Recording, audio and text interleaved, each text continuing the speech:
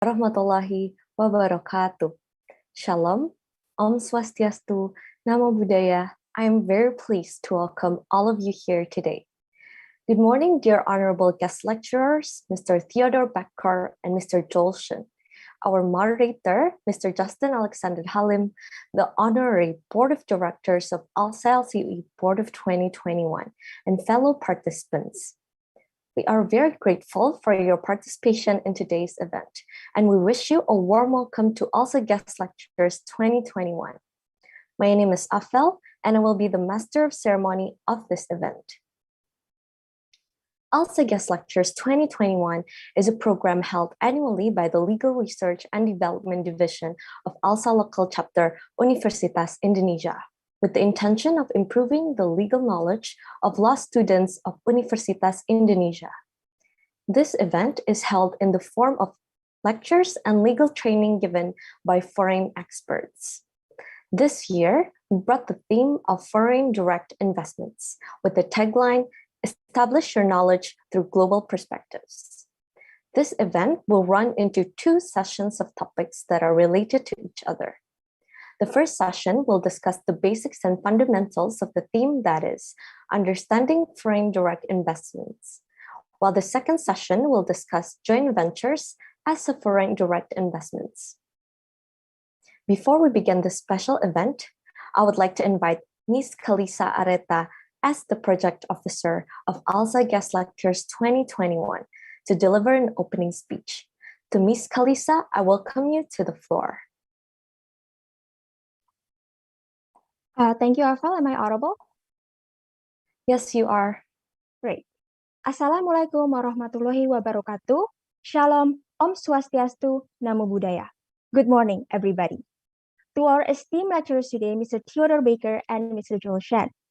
To our distinguished moderator, Mr. Justin Alexander Halim. To the Honorary Board of Directors of ALSA LCUE Board of 2021. And to our fellow participants. It is my privilege and pleasure to welcome all of you here today. Allow me to introduce myself first. My name is khalxreta, as a Project Officer of ALSA Guest Lectures 2021. We are very pleased to have all of you here today, and I hope that you'll be able to enjoy today's event. ALSA Guest Lectures is an event held by the Legal Research and Development Division to expand the legal knowledge of the Faculty of Law in University of Indonesia. This year's theme for ALSA Guest Lectures 2021 will be on foreign direct investments, with the first session being on the fundamentals of FDI, and the second session will dive deeper into joint ventures as a foreign direct investment. I hope that by the end of this event, we all will succeed in receiving further knowledge and insights on foreign direct investments. Last but not least, I'd like to thank my team in the Legal Research and Development Division, as well as our steering committee, for your help in achieving today's event. We couldn't have been able to do it without your help. With that being said, thank you once again for your participation. I hope that you'll be able to enjoy today's event. Wassalamualaikum warahmatullahi wabarakatuh. Shalom, Om Shanti Shanti Om, Namo Buddhaya, and ALSA, always be one.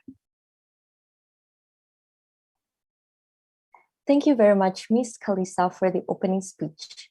Also, thank you to her and the team for preparing this event.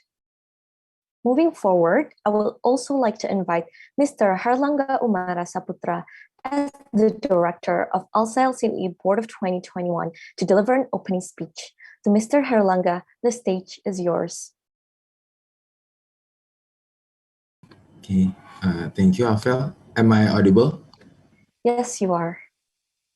Okay, thank you. The honor, Mr. Theodoor Bakker and Mr. Shen, Mr. Justin Alexander Halim, and the participants of ALSA Guest Lectures 2021. Assalamualaikum warahmatullahi wabarakatuh. Shalom, Om Swastiastu, Namo Buddhaya. Good morning, everyone. First of all, let us thank the Almighty God for His blessings so that we can gather here today in this event. Also, on behalf of ALSA LCUE, I would really like to say thank you to the lecturers and the moderator here today that have took the time to be here. I sincerely hope that today's event can give all of the participants new knowledge about foreign direct investments, which are really important for future lawyers to learn. In advance, I sincerely apologize if there were any inconvenience, and I hope that all of you can enjoy the event itself. That is all for me. Thank you. Wassalamualaikum warahmatullahi wabarakatuh. Shalom. Om Shanti Shanti Shanti Om. Namo Buddhaya. And may ALSA always be well. Thank you very much, Mr. Herlanga, for your warm welcome. Before we start the lecture sessions, we would like to remind our fellow participants to keep the camera on during this event and follow the rules as provided in the guidelines.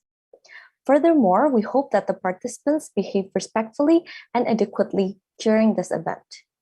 We also would like to inform the participants that this event will also be streamed on ALSA LCUE's YouTube channel. Also, we would like to remind you that there will be an award for best participant at the end of this event. So we hope that all participants will be active throughout this event. Now, allow me to introduce you to our moderator of today's sessions.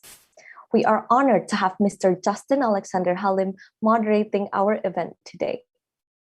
Mr. Justin has been a researcher at the Legal Center for International Trade and Investment, Internet Borelli Walsh, second runner-up of Foreign Direct Investment Mood Asia Pacific Rounds 2019, champion team of ALSA International Mediation Competition 2020, and best delegate of Model WTO 2021.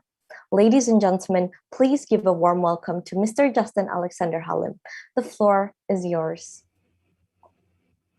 Thank you, Afal, for the lovely introduction. And to begin, I'd like to introduce today's guest lecturer, Mr. Theodoor Bakker. Mr. Theodoor Bakker, FCIArb, is the Senior Foreign Counsel at Ali Budiarjo Nugroho Rexodiputro, better known as ABNR. After some 35 years in legal practice, his practice encompasses project finance and development, banking and finance, corporate commercial matters, mergers and acquisitions, and foreign direct investment. He has also extensive experience and expertise in restructuring and insolvency, shipping, aviation, and technology, media, and telecommunications. Between years 2000 and 2006, he combined his position in ABNR with a partnership and country head at US-based global law firm White & Case. Mr. Bakker is also an active international commercial arbitrator registered at BANI, SIAC, and HKIAC, while also serving as vice chairman of the arbitration and mediation section of the ICC Indonesia Board and member of the ICC Commission on Arbitration and ADR. Over his 35 years in Indonesia, he has published many in-depth articles on insolvency, cross-border investment issues, and arbitration, and teaches at the Faculty of Law of Universitas Indonesia, the Ministry of Law and Human Rights, and private universities throughout Indonesia. Additionally, Mr. Bakker is recognized as one of Indonesia's top 100 lawyers by Asia Business Law Journal in its 2020 edition, marking the third consecutive year of winning such an accolade. He was also, until recently, vice chairman of the EU-ASEAN Business Council, where he represented Eurochamp Indonesia, on whose executive board he has served since its inception. Mr. Bakker's firm Ali Budiarjo Nugroho Rexodiputro was founded in 1967 by professionals with deep respect for law and a keen interest in assisting clients, both foreign and domestic, to achieve their commercial goals within the Indonesian legal environment. To Mr. Bakker, the floor is yours.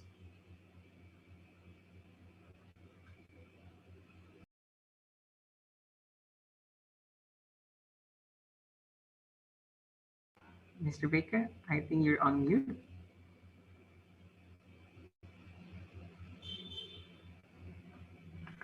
Well, thank you, Mr. Moderator, for such an comprehensive introduction. I always feel a bit embarrassed when such a long CV is read out, but I guess it gives you the background of my stay in Indonesia.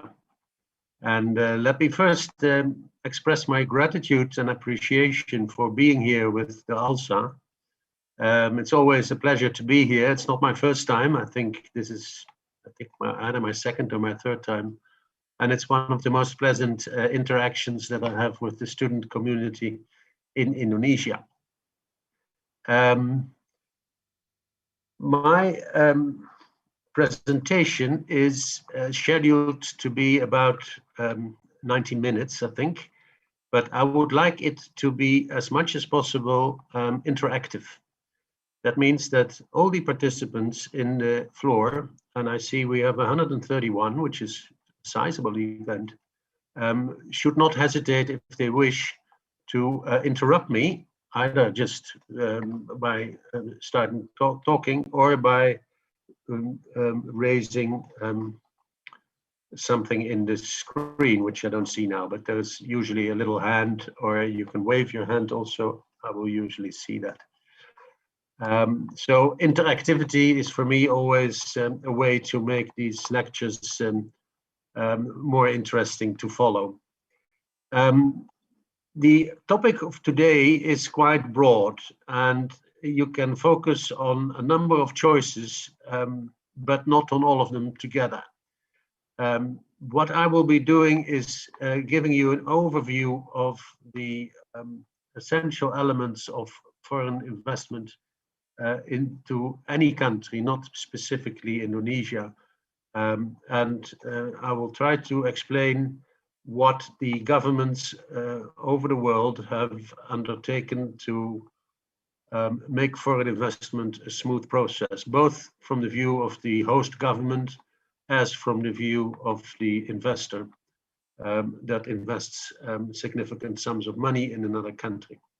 Because that's what we're talking about. We're talking about cross-border investments, which therefore have in them a sense of novelty, of newness, and of uncertainty. And that is what we will see later on this morning. All are elements that are addressed by the regulator and by those who have made the treaties. Let me start with a somewhat of a personal little story, which is actually true.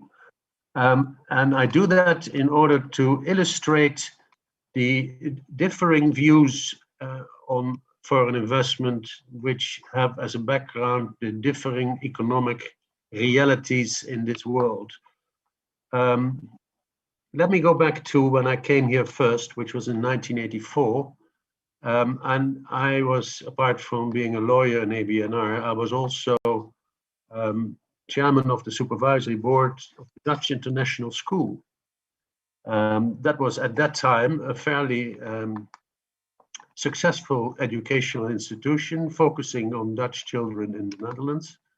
And those were times that the Netherlands was a very active investor in Indonesia. And I had to deal with the school ownership, specifically because we were leasing from Pertamina. And I found that the school lease agreement was for 30 years against a single lease payment of $10, to be possibly extended for another 30-year period for another single $10.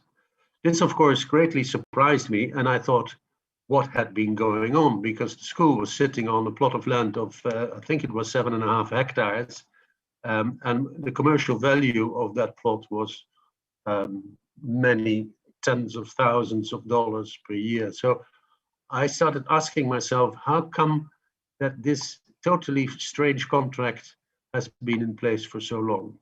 And later on, it was explained to me that the lease was entered into in 1971, a period that Indonesia went through great economic turmoil, and only 3 years before had changed its president. But the economic circumstances were still very, very difficult for Indonesia, and it needed foreign investment very badly. Foreign investors at those times were not as eager to invest in emerging economies as they are now. And the foreign investors actually laid on the table quite some requirements. And in this case, they had said, and this was a large Dutch oil company, who said, yeah, I'll come to Indonesia, but I need schooling for the children of my employees. And I need hospitals for if the wives of my employees get ill. And Indonesia was so keen to get those foreign investors that they did that. They actually built the Dutch school for the Dutch, and they actually gave it a very low yearly rental. Now, why do I tell you this story? Because fast forward to 5 years ago, it was actually Indonesia and 5 or 6 other countries that said to the foreigners, we will not renew your bilateral investment treaties anymore, because we feel that the way we are treated under those treaties is completely inefficient. It's also unjust, and we want a different regime of foreign investment. So here you have two completely opposite views. 50 years ago, the emerging countries were begging the foreign investors to come to Indonesia. 50 years later, the tide has turned, and the emerging companies, the developing economies, actually have now much more say in how these investments are going to be implemented. Okay. So this was a little anecdote to tell you why foreign investment is so difficult to place in a particular time in history, because it is the surrounding economic circumstances that you must take into account in order to understand the background of the regulations. What are we doing also today is hopping forward and hopping backward in time, because I find that you will not be able to properly understand a current regulation or a current treaty if you don't know the background 30 or 50 years ago. So it's a bit of a standing up and sitting down again exercise and going back in time. And let me just start for today, because we cannot look at foreign investment without looking at some investment trends and prospects. And that must, of course, start with the COVID-19 crisis, which caused a dramatic fall in foreign direct investments in 2020. Global FDI, foreign direct investment flows, dropped by 35% to 1 trillion from 1.5 trillion in 2019. And that's almost 20% below the 2009 through after the global financial crisis. The second point to note is that the decline was very heavily skewed towards developing economies, which FDI fell by 58%. Sorry, by developed economies. Their FDI fell 58%, in part due to oscillations caused by the corporate transactions and intra-firm financial flows. Foreign direct investment in developing economies decreased by a moderate 8%, mainly because of resilient flows in Asia. And as a result, developing economies accounted for 2/3 of global foreign direct investment, up from just under half in 2019. Good. Let me now try to get my presentation on the screen so that we can start. I need to go to. No. I'm going to have to ask the organizers to help me.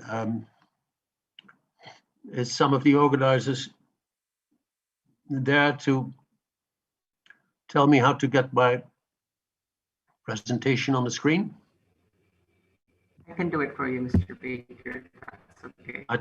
I'd like to go to my my screen. I don't know how to do that. I can share the screen for you, Mr. Baker, if that's okay. Oh, okay. That's better, yeah. But now I need to get the document.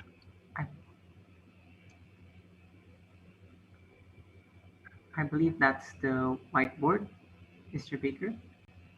Perhaps I could help you in sharing my screen. I have your presentation in display right now. Yeah, but that's not the latest version. That's my problem. All right. So I'm going to see. Mr. Baker, if I may. Yes, please. In the bottom of your screen, there is a green button that stated share screen. Yes.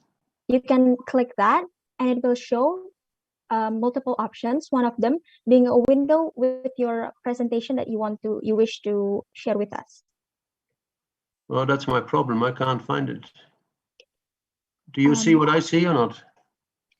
We cannot see your screen, Mr. Bakker. Okay. Have you opened the presentation from your computer? I should do that first now. Yes, please, Mr. Bakker. So open your presentation first, and then we can share screen. Okay, that's what I should do. Sorry about this. It's okay, Mr. Bakker.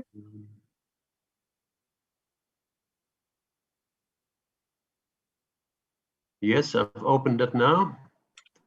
Now we can go back to the Zoom meeting and click this share screen button. Okay.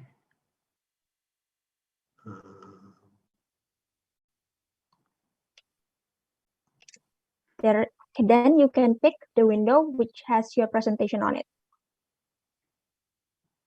Share screen.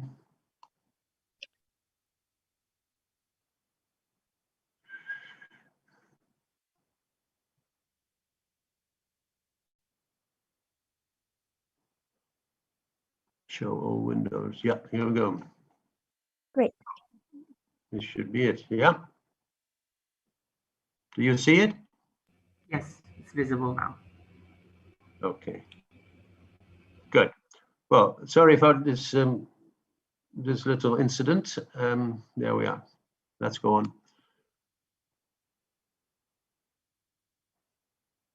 So these are the this is the outline of my presentation.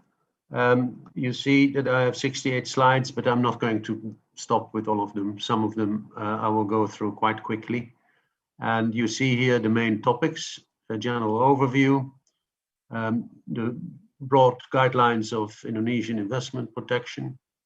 And I will then jump forward to where we are today and speak a little bit about the omnibus law and also about the OSS system, because those are two systems that are quite relevant for the current operational sides of foreign investment into Indonesia. Now let's look at the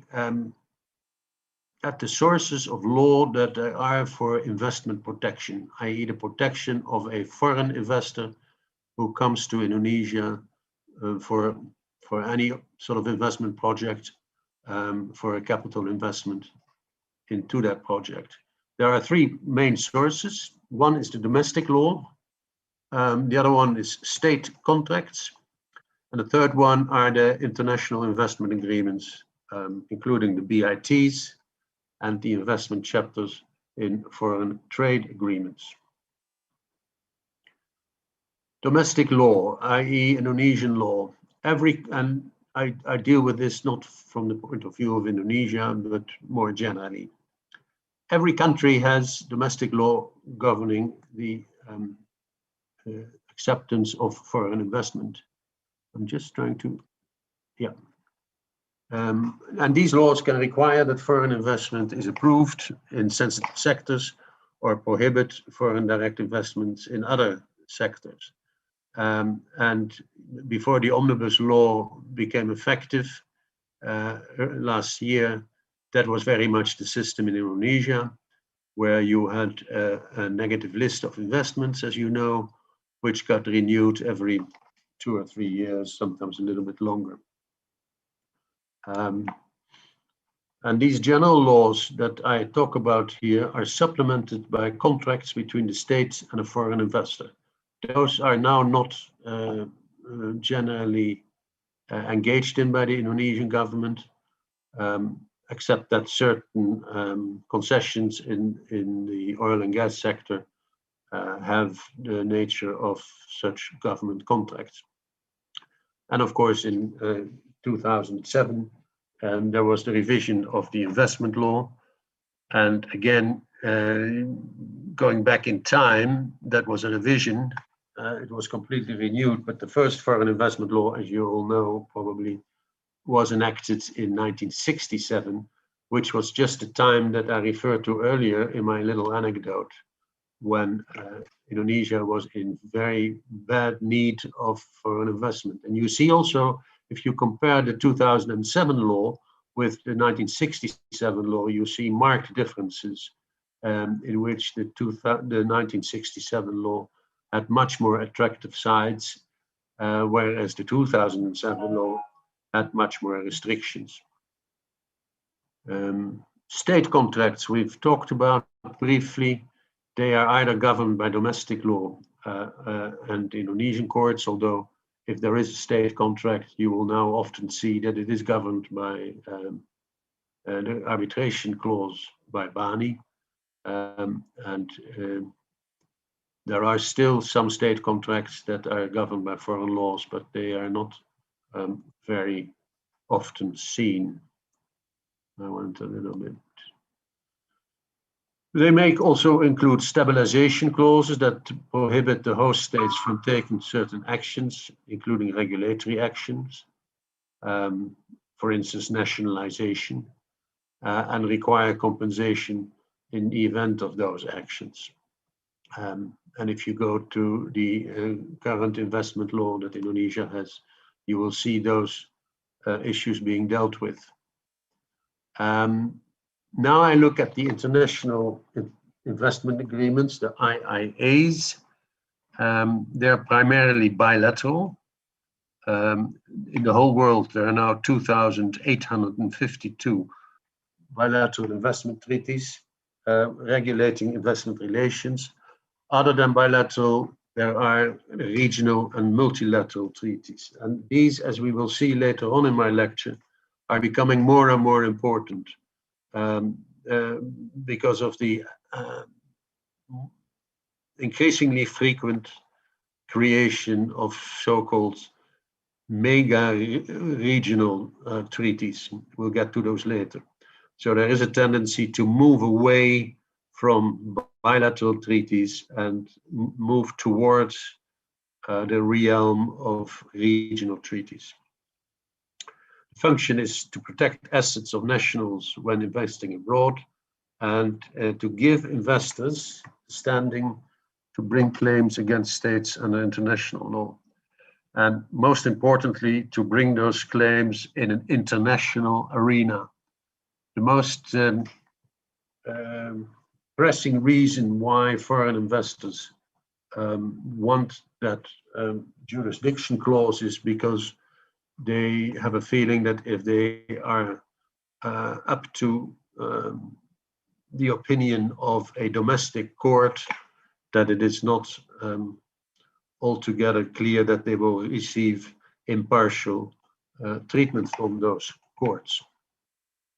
And that is why almost every investment agreement, whether it's a BIT or another, will have a provision for jurisdiction of investment disputes by an international and usually independent organization. I've mentioned a few here: ICSID, Ankitral, but there's also ICC and many others.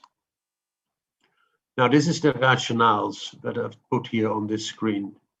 Why do governments enter into IIAs with each other? If you look at the capital exporting country, it seeks an IIA to secure the assets of their nationals when these assets are invested abroad. And IIAs are often sought especially with countries who are perceived to have weak legal systems, so that the foreign investor can bypass domestic courts. For countries hosting foreign investment, the so-called host states, an IIA may make their countries more attractive to foreign investors. So, because every recipient state is a competitor of another recipient state, that is an important factor. It's also true that Indonesia was forced by institutions such as the World Bank to enter into these IIAs as a precondition to receiving loan funding. Let's first have a look at the BITs. Indonesia was a country that had a significant number of BIT as one form of an IIA. What is a BIT? It's an agreement between two states establishing terms and conditions and protections for investments by one party into the territory of the other. And each investor from the contracting states can rely on the protective terms of the BIT without entering into any further contractual relationship with the host state. And that means that the BIT has self-fulfilling effect, i.e. there is no further agreement with the host country. Of course, up to some time ago in Indonesia, you had to go to the BKPM to get approval for the foreign investment. But that was an approval and not so much an additional contract. And investors from the contracting states have access to the remedies specified in that BIT and may directly claim for a breach of the agreement of the BIT in the host state. Now, let me give you a few examples. Bilateral investment treaties. Indonesia has now 41, 26 of which are in force. Not every BIT enters into force straight away after a signature. Some require a certain implementation period, and others may actually have been terminated, but have not completely lost legal effect. So that's why there is the distinction between 26 and 41.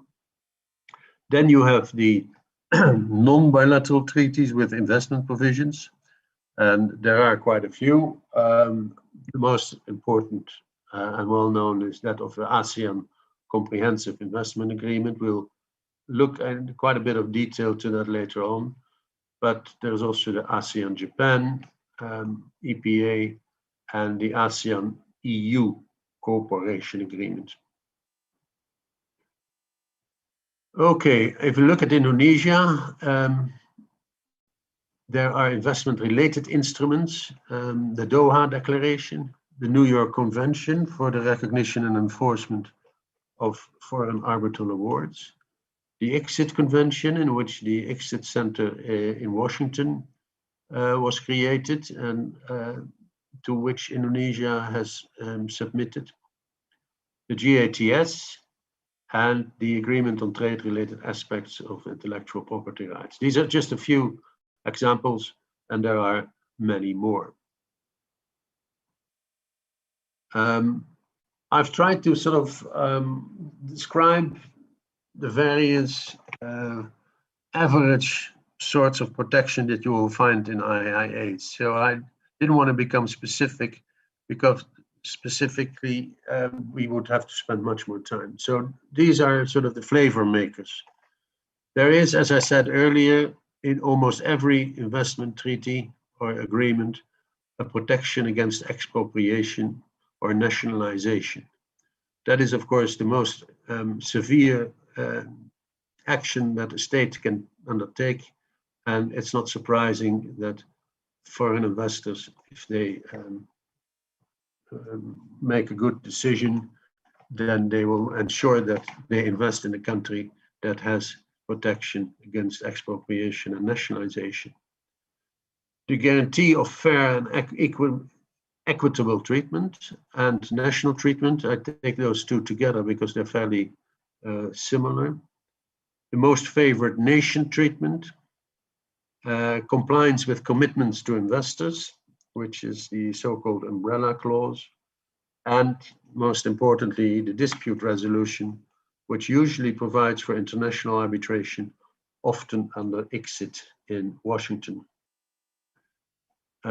Let's look at expropriation and nationalization. Typically, it's permissible to expropriate for a public purpose, provided that the act is non-discriminatory and compensation is paid. So the structure is you can nationalize as a nation, as a host nation, but you must do it in a non-discriminatory manner. and you must pay compensation. There's two types of expropriation, direct and indirect. And direct expropriation occurs if title to the property is taken or property is seized physically. And indirect expropriation if a government action is tantamount or equivalent to expropriation, if that occurs. And I'd like to draw your attention especially to the second example that I mentioned here, the indirect expropriation, because that has been a development which has taken a very large scope and which has actually been one of the most direct reasons why the whole system of bilateral investment treaties has in the last 5 years been so much under attack. We'll get to that later.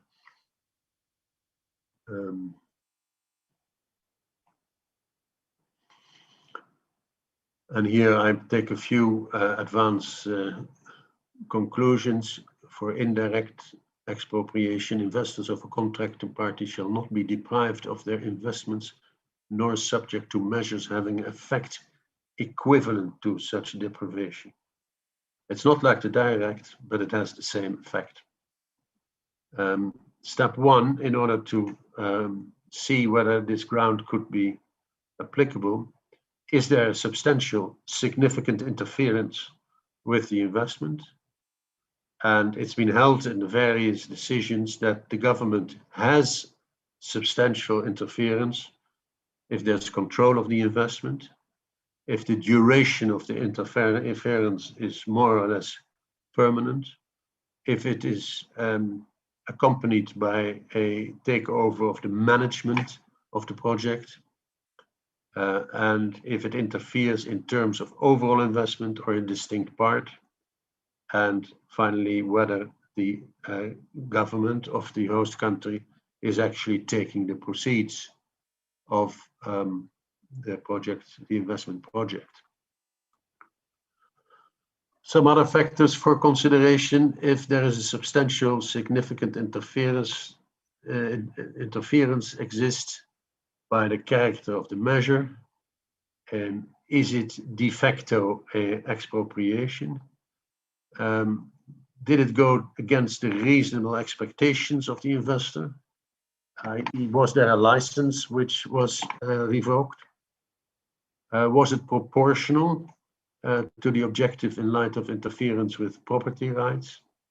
And whether a measure is a valid exercise of sovereign police powers to regulate that particular public interest? Those are all questions that will arise when in a dispute, a decision must be made whether or not there has been indirect expropriation. Fair and equitable treatment is a norm that is in many investment treaties has a prominent position. They differ significantly in their terms of interpretation. They import a standard of customary international law, and other clauses are setting out an autonomous treaty-based standard of treatment.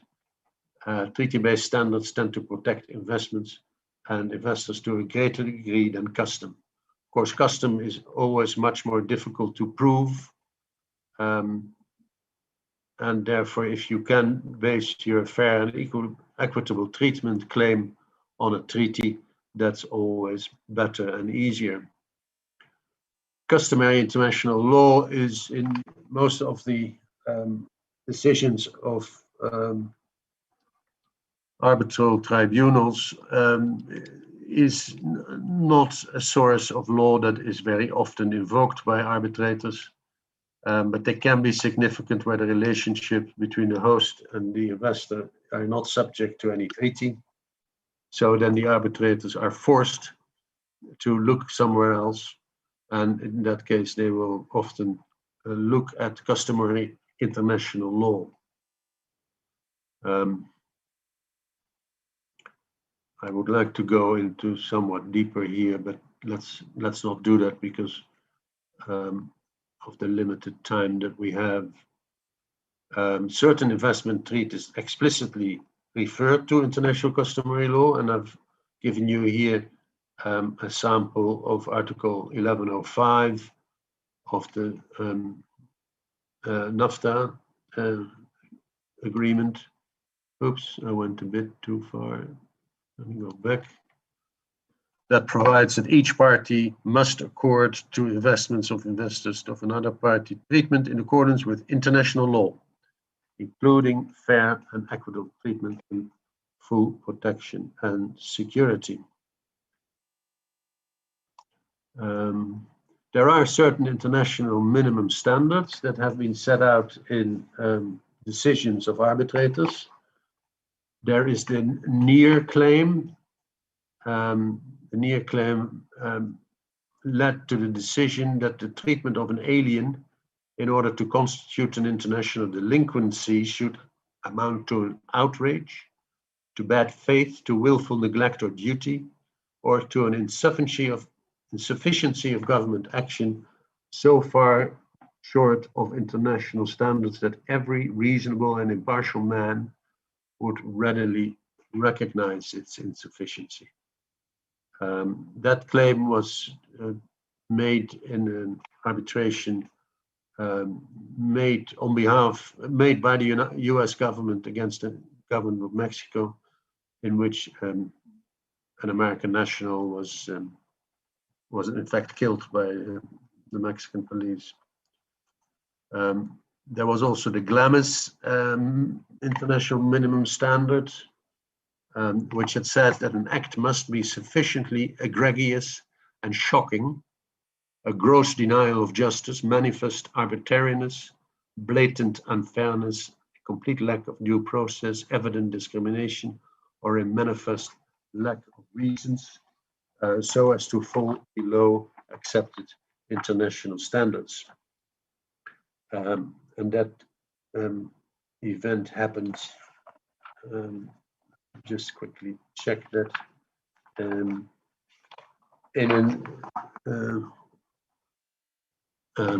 a set of circumstances where an investment was considered to be indirectly nationalized.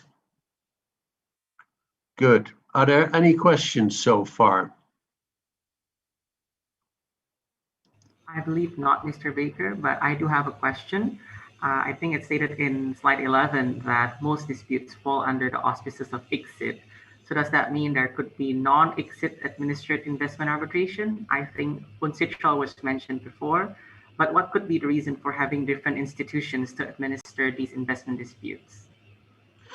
Well, ICSID is now so well known and has been used so often and has such a strong administrative infrastructure that it is very seldom and very rare that ICSID is not chosen in a particular investment treaty or BIT. But there may be reasons why ICSID is not considered to be objective.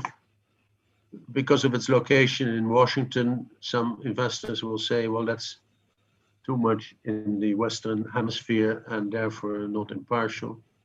There are other reasons that you can think of, but they are generally speaking not very convincing, because ICSID is by far the most frequently used investment dispute settlement institute. But there could be individual treaties where the parties have chosen not to choose ICSID, so to say. And later on during my presentation, we'll get to a whole new development, which will probably lead to ICSID having a much lesser role in the future.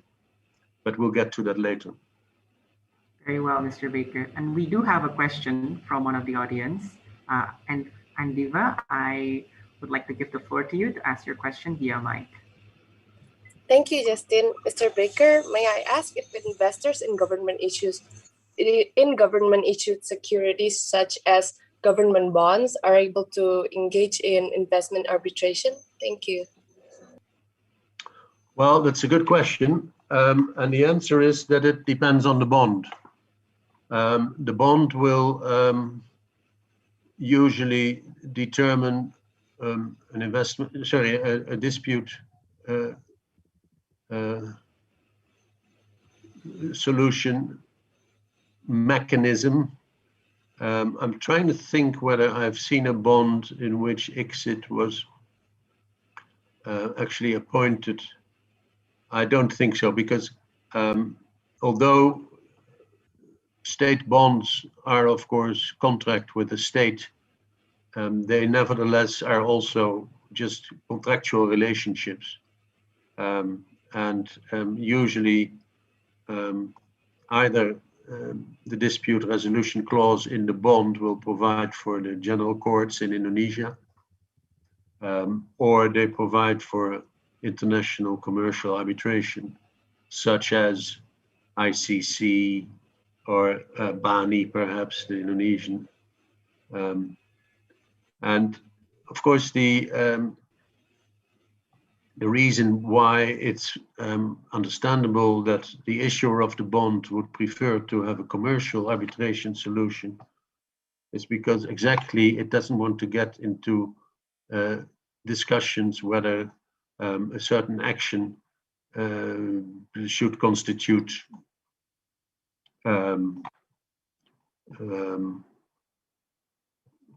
nationalization without compensation or with compensation. So the answer is theoretically yes, there could be ICSID arbitration, but in fact I have not seen it in state bonds. Thank you, Mr. Bakker, for your answer. Maybe to complement a little bit, there have been 2 cases, if I'm not mistaken, of multiple bondholders launching claims against Argentina. Perhaps Andiva could launch more searching on that, but so far, does that answer your question, Andiva? Yes, it does. Thank you, Mr. Bakker. Thank you, Justin. Yes, maybe we can proceed with the presentation again, Mr. Bakker. Good, thank you. Yes. National treatment is the requirement in many investment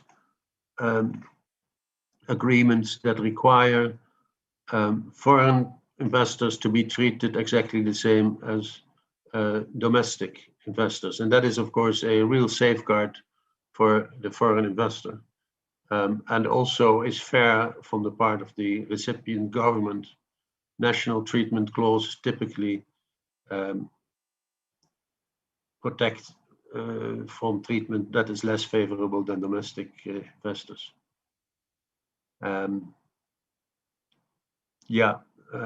Different approaches taken to national treatment under WTO law, but that goes in too much detail, and I'd like to reserve that for another occasion.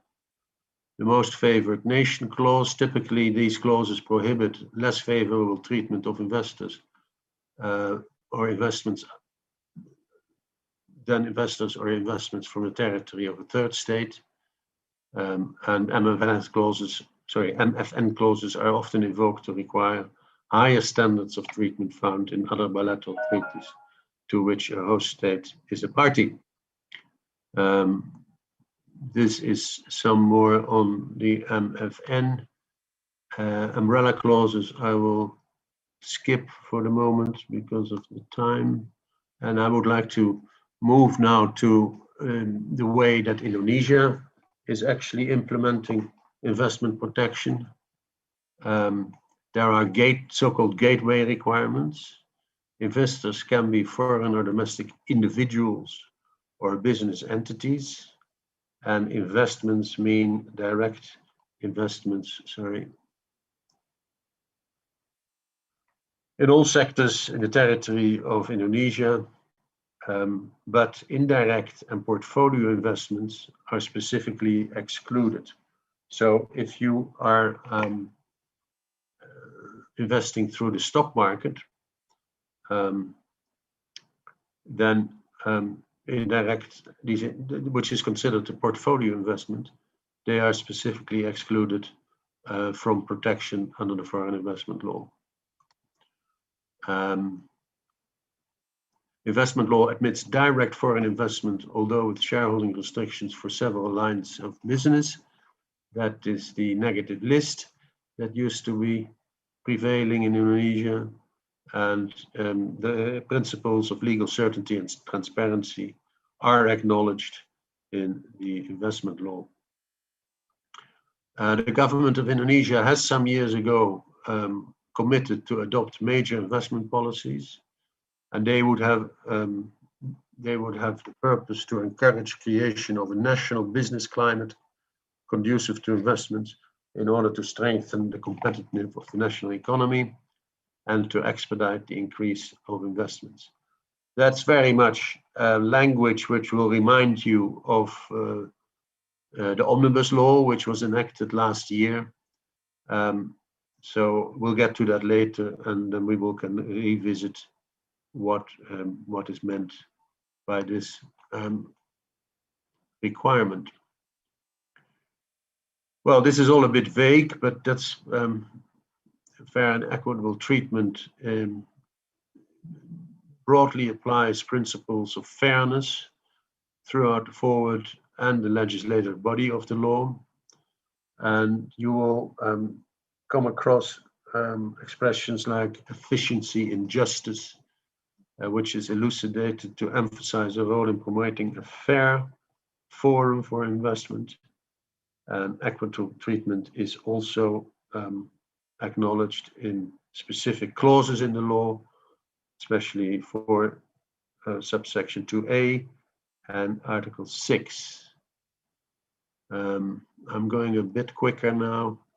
National treatment is fairly much self-explanatory, so I will not stop here for a long time, other than just mentioning that it is part of the investment law, Article 3.13, subsection 1D, non-discriminatory service treatment, and the equitable treatment precludes the government from according a more favorable treatment to certain investors based on their country of origin.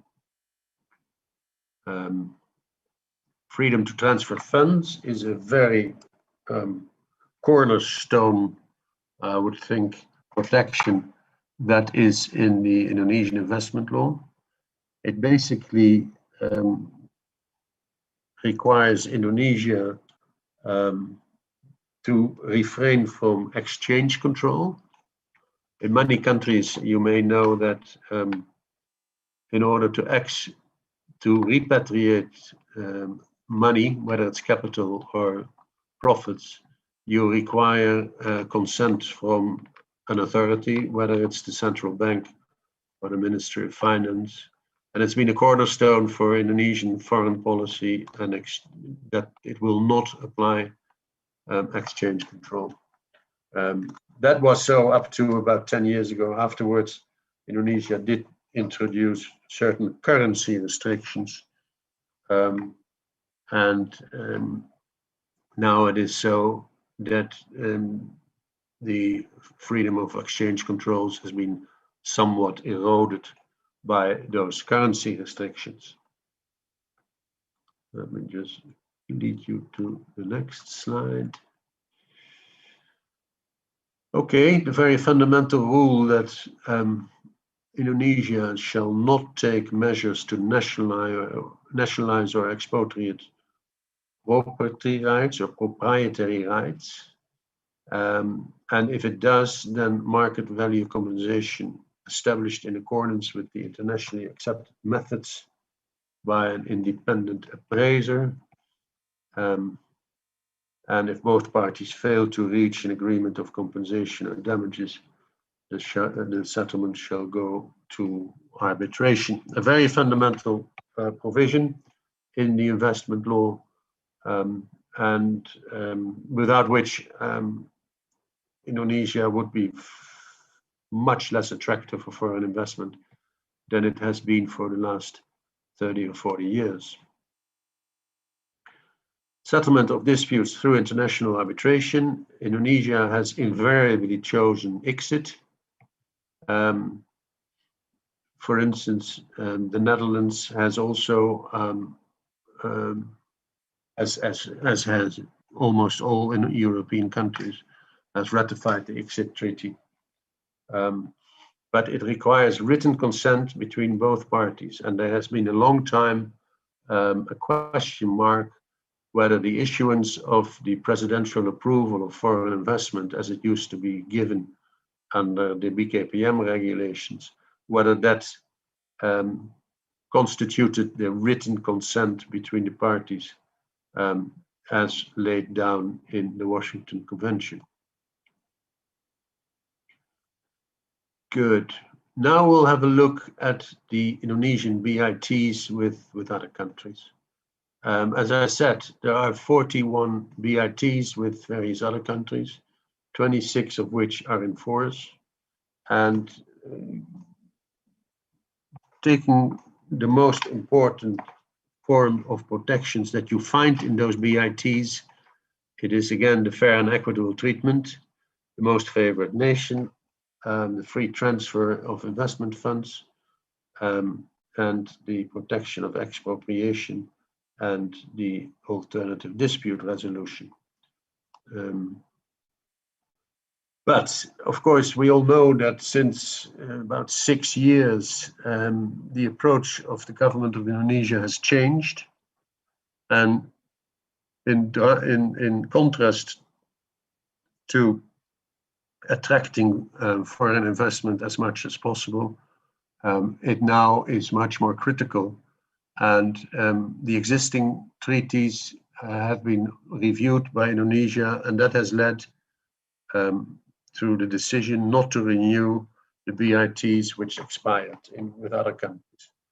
And that has now, I've only mentioned 3 or 4 here, Netherlands, France, Italy, and Switzerland. But there are, in fact, I think 15 treaties now, or 16, that have expired because they haven't been renewed by Indonesia. Indonesia wasn't the only country that did this. This was a global development. Countries like South Africa did the same thing, did not renew it. India did not renew its BITs if the country concerned wasn't prepared to change the dispute resolution clause. And you can ask yourself, what was the reason why Indonesia did not renew these treaties? There had been a few high-profile cases under Ankitral arbitration, Karaba Bodas and Pertamina and Impurna and PTPLN, in which Indonesia had been ordered to pay very significant sums, and it simply thought that it couldn't be expected to continue to live under these treaties if such very large amounts were awarded to individual investors for claims under these BIT treaties. So the only thing that it could do was effectively get rid of the treaty. Of course, this was a major development, as I said, not only involving Indonesia, but involving at least a dozen of other countries. And it's worldwide now led to a complete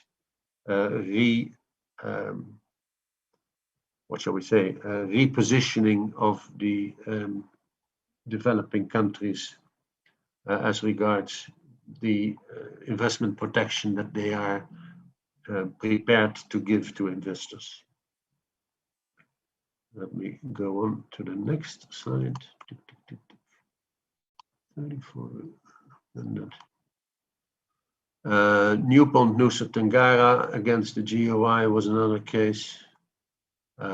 Churchill Mining and Planet Mining was examples of a more recent times. And at the time, the government said that it would be preparing its new model BIT. Well, that's in the meantime 5 years ago. I don't think it's led to a situation where that can be expected to be implemented soon. If you look at individual BITs, once it's terminated, it doesn't mean that it has no effect. It only has no more effect for a new investment. But there is a sunset provision, which means that BITs after termination continue to apply to all investment made prior to the date of termination for a period of either 10 or 15 years from that date of effective termination. So investors are not completely in the cold from day one. They have a sunset period during which their investments remain protected. And investments made prior to the date of termination are also protected under the BIT and may also benefit from that sunset provision. There we go. Now let's look at another source of investment protection. And I'm looking at one particular one because it's very relevant for Indonesia, and that's the ASEAN Comprehensive Investment Agreement, the ACIA, so to say. You know who the ASEAN members are. The agreement is now almost 10 years old, and it provides for national treatment. 3 reservations were made by Indonesia as regards national treatment. It may not apply to any measures affecting land, property, and natural resources associated with land, including acquisition, ownership, and lease of land and property. Foreign investors must invest through a PTPMA, and Indonesia has retained the right to require divestment. And you may know that under the old investment regulations in Indonesia, there were significant requirements for foreign investors who had a majority to go down to a minority. I think that's all been removed from the regulations, but certainly when I first came to this country, that was a provision that you still saw in various investment decisions and BKPM licenses. So let's have a look at the ACIA. Most favored nation clause is there. The freedom to transfer funds, i.e. the lack of exchange control, foreign exchange control, which I don't think we need to be very worried about. Expropriation and compensation, as that is a strong protection under the domestic investment law. It's also part of the ACIA, and you see here some details. What requirements what criteria the compensation must have in order to meet the requirements of the treaty. There are some other non-discrimination measures. ASEAN investors are allowed to select senior management, i.e. members of the board of directors and board of commissioners.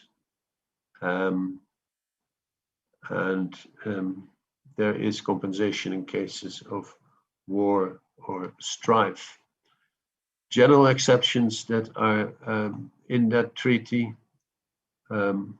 may be taken if they are necessary to protect public morals, if they're necessary to protect human, animal, and plant life or health, if they're necessary to secure compliance with law and regulation, which are not consistent with the ACIA,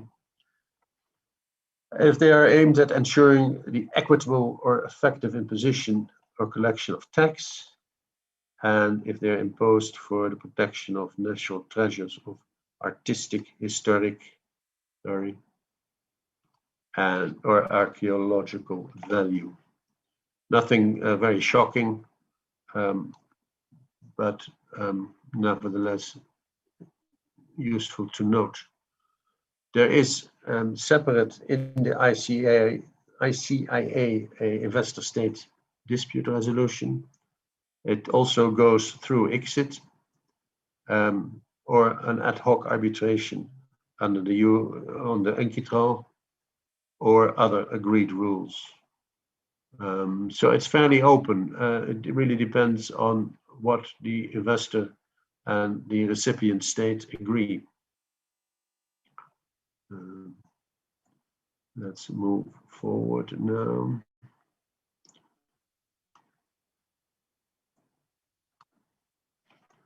And of course, ASEAN is one of the most important regional treaties, but there are others, and I've mentioned a few here.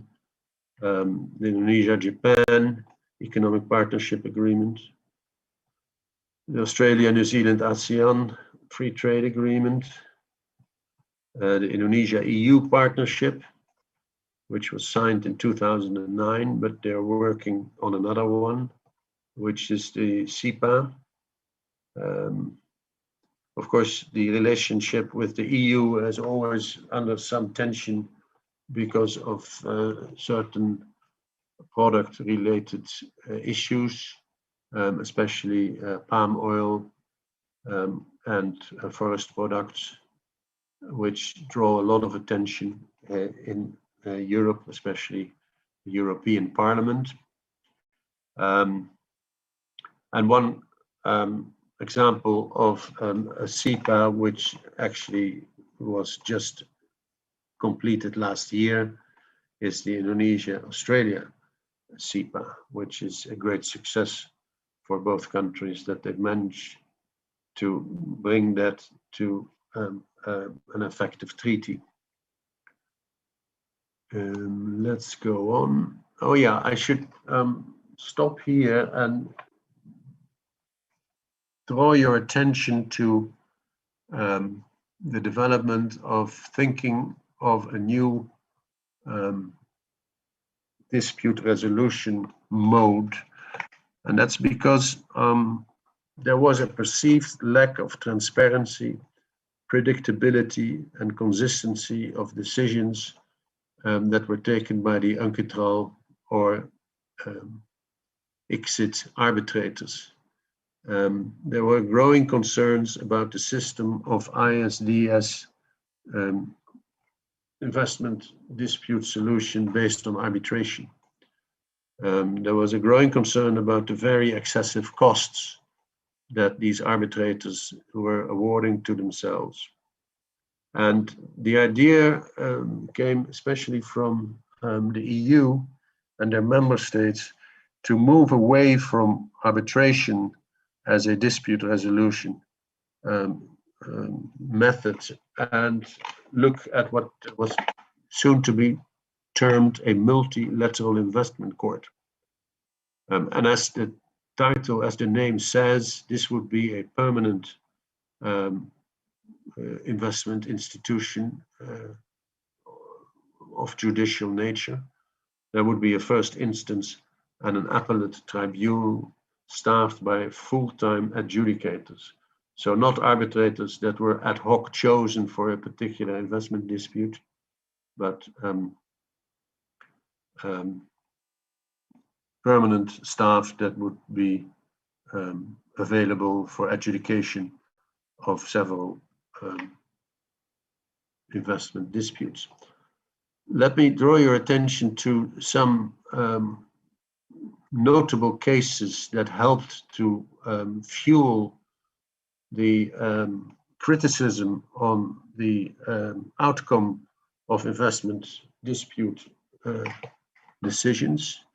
The one that is now best known is Philip Morris versus Australia, in which the shareholding in Australian subsidiaries engaged in the manufacture, import, market, and distribution of tobacco products was involved. That dispute arose out of the decision of the Australian government to require all tobacco products to be packed only in very neutral packaging, without brands, without colors, basically just describing that the content was cigarettes. And the Australian government argued that the implementation of these measures was a legitimate exercise of its regulatory powers to protect the health of its citizens. And that last few words you can relay back to a more general criticism that arose in this period. And that was that investors who made use of these claims attacked not so much specific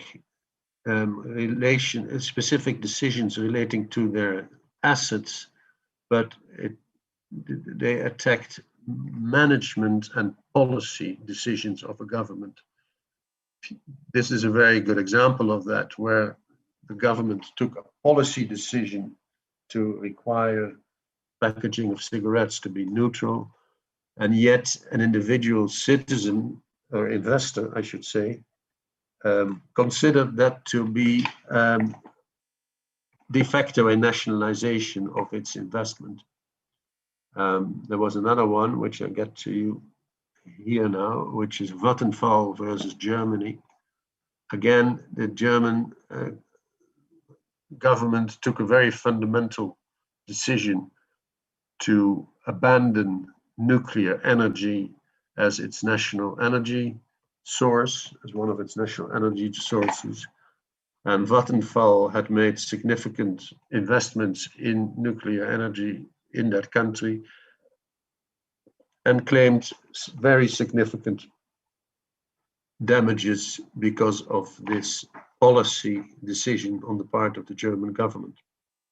Very recently, that dispute, I think after about 15 years, was settled, and there is now an understanding with 4 nuclear investors to terminate all disputes on German nuclear phase out and to implement a certain parallel order which had been issued by the German Constitutional Court, which involved payment of a sum of money, not nearly as much as was claimed. And I think in the case of Vattenfall, it was somewhere in the region of 1 billion or 1.5 billion, which in terms of investment in a nuclear power plant is not very much. So those were 2 decisions that you probably know already, but they are still considered to be very significant in painting a picture of where the criticism against these arbitral decisions focused on. Let me go down. Yeah, what would that multilateral investment court would do? It would have a first instance and an appeal tribunal. It would be staffed by permanent jurists, highly qualified judges, obliged to adhere to the strictest ethical standards. It would have a dedicated secretariat, be a permanent body, work transparently, and rule on disputes arising out of a number of treaties and not just individual ad hoc appointments. It would only apply where an investment treaty already explicitly allows an investor to bring a dispute against the state.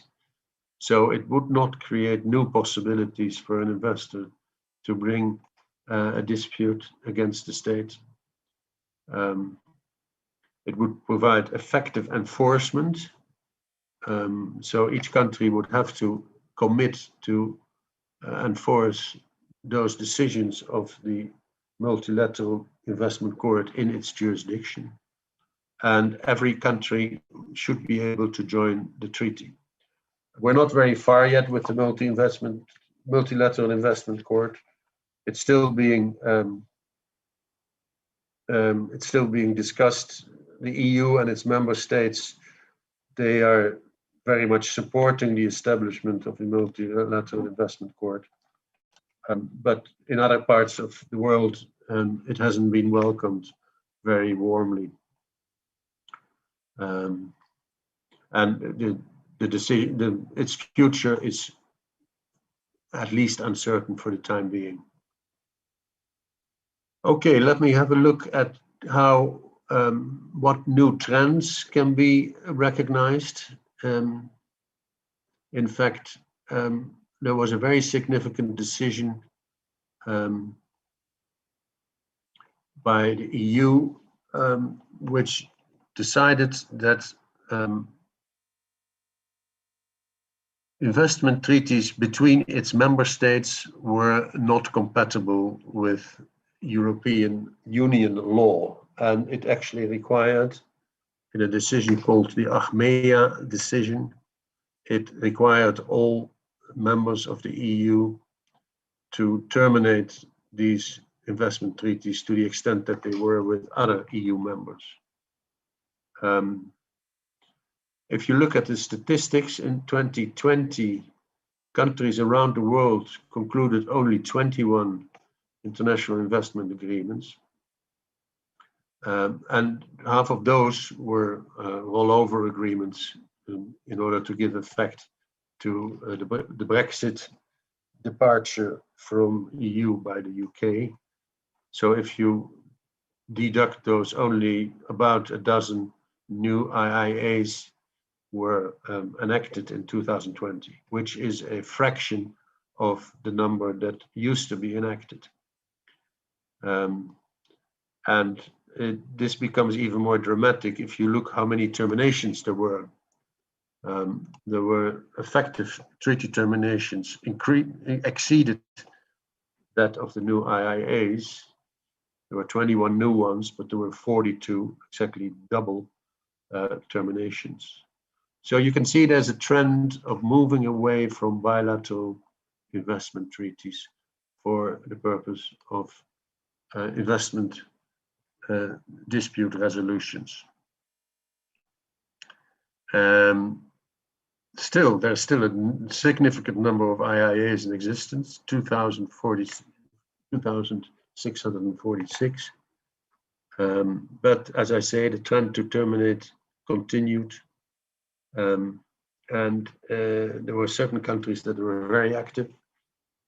India terminated 6, Australia 3, Italy and Poland each 2. Moving forward. Another development which is worthwhile looking at is the rise of so-called mega regional IIAs, i.e. many countries decided to move away from bilateral treaties and instead seek their future in multinational agreements, especially regional agreements. And I'll give you a few examples here. The Sustainable Investment Protocol of African Continental Free Trade Area, the EU-UK TCA, the China-EU Comprehensive Agreement on Investment, and the Trans-Pacific Partnership Agreement. The last one is the best known, I think. And that is now the direction where international investment agreements will move to, regional rather than bilateral. Let's look at a few common denominators. They are converging towards including reform-oriented provisions, a balance between investment protection and the right of the states to regulate. And the right of the state to regulate is particularly the freedom of the states to retain their own policy making. so that system whereby individual investors, through the lodging of an expropriation claim, could influence the policy of a nation would no longer be possible. And in fact, that was a translation in itself of a document drawn up by UNCTAD in 2015 already, the Investment Policy Framework for Sustainable Development. So you will see now a smaller number of new IIAs coming about, but each one will have multiple parties, and therefore the number of parties that are bound by an IIA should not necessarily go down.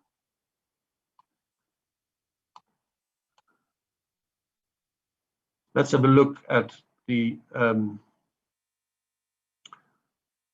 investment dispute cases over the last 2 years. The total investor-state dispute settlement cases worldwide has now, over its entire history, reached 1,100. In 2020, there were 68 new arbitrations initiated, mostly brought under agreements that were of an older nature, i.e. signed before 1990 or in the 1990s. And that's not so surprising, because those BITs, they contained the strongest measure of protection for investors. The number of countries that were respondents were 124. Some countries were more the target than others. I've mentioned here Peru and Croatia. But significantly, most new cases, 75%, were against developing countries. Interesting. Another trend in the underlying treaties mentioned before, 65 were all claims brought under BITs signed in 1990. I already said that. The Energy Charter Treaty was the IIA invoked most frequently. Runners-up were the Arab Investment Agreement and the Organization of the Islamic Conference. And the totals you see here, under the Energy Charter Treaty, there were 41, under the NAFTA, 14, and the Organization of Islamic Conference, 13. This is just statistical, it's not very meaningful. Again, I think we can skip this slide, looking also at the time. So let's go to the next slide. Okay, I was asked specifically to also look at the modern developments in Indonesia.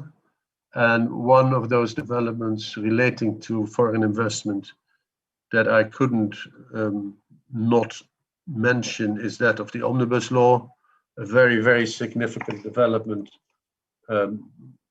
called by some the most prestigious legislative project in the history of Indonesia, especially since independence.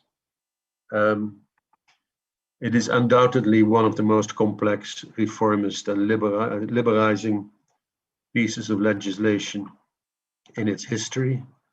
It's enormously pretentious. Pretentious is the wrong word, but it actually looks to amend not less than 79 laws and regulations. And it's almost across the board. I've mentioned a few here: manufacture, agriculture, banking, fisheries, construction, and so forth. There is hardly any industrial or trade activity that hasn't been somehow inspired to a change in the Omnibus Law. What was the principal purpose? Eliminating the existing statutory obstacles in investment. Apparently, it's an idea primarily of the president himself. who was not very pleased by the fact that Indonesia's ranking in the World Bank's ease of doing business was not very attractive. And indeed, one of the unstated principles and purposes of the Omnibus Law is to make generally Indonesia more attractive for foreign investors. And if you look at the ease of doing business list, you see indeed that Indonesia is ranked behind some of its neighbors.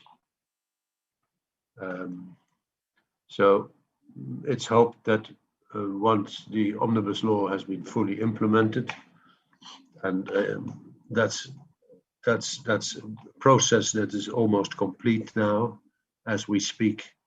It's hoped that at least the ranking on the EODB will significantly increase. It has not been without criticism. Some have thought it was a very speedy job. Some have said that it lacked comprehensive prior studies on the long-term ramifications. And there is also some criticism on what is perceived to be poor harmonization and synchronization in many areas. There is a direct impact on foreign investment, foreign direct investment. The foreign shareholding restriction has officially been abandoned, but that is not entirely so, because the Omnibus Law introduces new term lines of business that are reserved for the central government, and they may, by themselves, through another mechanism, introduce new percentage restrictions on equity participation. But it is true that in many cases, the negative list provisions that contained a percentage restriction have been removed.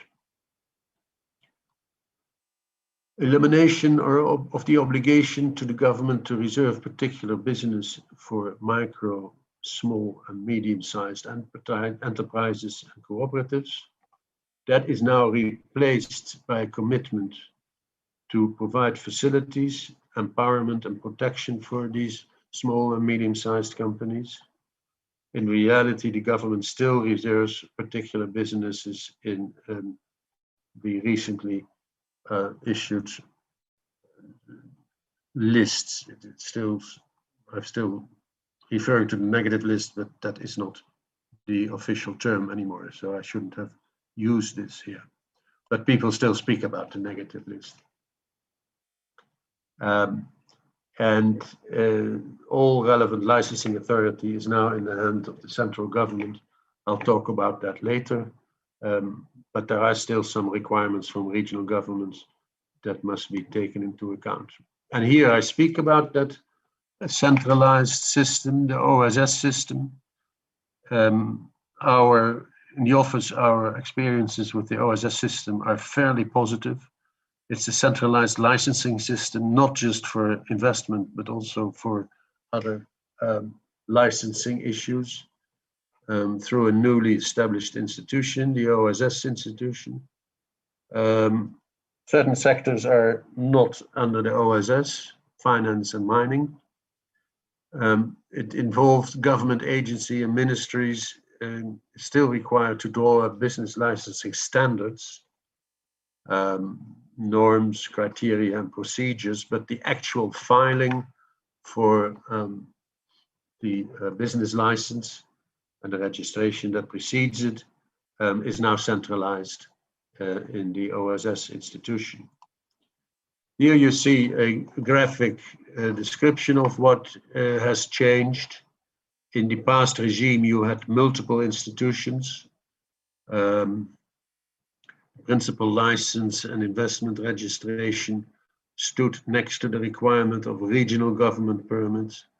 And there was then also a requirement to get a business license. That is now all in one hand, the OSS. And And another difference is that it is put in place by a system of self-declaration. So what the investor does, it makes a statement and files that statement electronically with the OSS. So there's no rubber stamp working anymore. There's no involvement of government officials or civil servants. And that, by the way, also avoids the occurrence of unfair business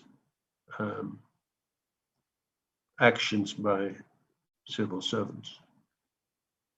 So here you have that. Moving forward, I go here. If you compare the new system with the old system, the investor must file a business license application with OSS as opposed to multiple institutions. It introduces the concept of commitments to allow the licensing process to be completed before the investor satisfies all requirements. That's also quite significant, i.e., even if you know that you are not yet complying with all requirements, if you foresee to be able to do that within a certain period, you can apply for post-audit after the issuance of the license to check if you have achieved all the relevant requirements. So if you do the ultimate analysis, you see the following pros and cons. The pros, of course, is single gateway. You don't have to go to multiple institutions. And there's no doubt that there is a significant time gain, and the licensing process takes significantly shorter. The norms, criteria, and procedures, and that's a con, that's a negative, are still being developed and being prescribed by the individual ministries and institutions. And what you often have is that there is poor integration with the existing online system. And that has led to situations where an investor has actually not been able to file anything at all because the two systems weren't aligned with each other. Okay, reaching the end of my presentation, I'm going to say thank you. I hope you have enjoyed that. There is, of course, we still have at least 5 minutes, but probably a little more for questions. So if there are any questions, please shoot them at me. Yes, thank you for your insightful presentation, Mr. Bakker. Now we'd like to proceed with the question and answer session. So to all participants, we welcome you to turn on your camera as well as ask any questions should you have any in the chat box or via microphone. I see that we have a participant trying to ask a question. So for Kafaldi, the floor is yours. Thank you, Bang Justin. Am I audible? Yes, you are audible. Okay. Hello, Mr. Theodoor. I was earlier intrigued on the concept of the most favored nation or the MFN clause. And maybe I would like to ask on whether an MFN clause could apply retroactively. For example, can a BIT that is enforced on 2010 use the MFN clause to import a standard of treatment from another BIT that is enforced on 1990, for example? That's a very good question. I don't know the answer off the top of my head, but what I can say that generally speaking, legislation doesn't like retroactive effect because of a certain number of factors. It's unfair mostly to the population in general that you impose something which has retroactive effect. Now that is bad if you are imposing something negative. If you give an investor an additional benefit by referring to something that has been introduced earlier, then that negative connotation shouldn't arise. So conceptually, I would think it is not impossible, but I can't give you any specific examples where I have seen the most favored nation protection being awarded based on a previous BIT. Sorry, I just simply don't know the answer. Thank you so much, Mr. Theodoor. Thank you, Kafaldi, for your question. And we have another participant. So for Nino, the floor is yours. Thank you, Justin. Am I audible? Yes, you are. All right, thank you. Good afternoon, Mr. Bakker. My name is Nino Nafanzaifi. You can call me Nino. I'm from the Faculty of Law class of 2018. First of all, thank you for your previous presentation explanation. It is very crystal, eye-opening, and of course, insightful. Secondly, if I may, I wanted to ask two questions for now. The first one is, in your opinion, what are the major barriers or obstacles that make the foreign investor hesitate to do a direct investment in Indonesia nowadays, especially in this pandemic situations? The second one is related to the first question. In your opinion, what action should be taken by the interested parties, such as the government and also the private sector, to minimize or even overcome this deep-rooted barrier or obstacles to do a foreign direct investment in Indonesia? I think that's all for me for now. Thank you so much, Justin, and also the committees for the opportunity. Okay, good questions. Let me start with the second question, what can the government do? I think two things. And what I'm going to tell you now is not rocket science. You've heard it before, and it's been voiced before. It is to increase transparency in the regulations and to increase the rule of law. Let me kill that phone.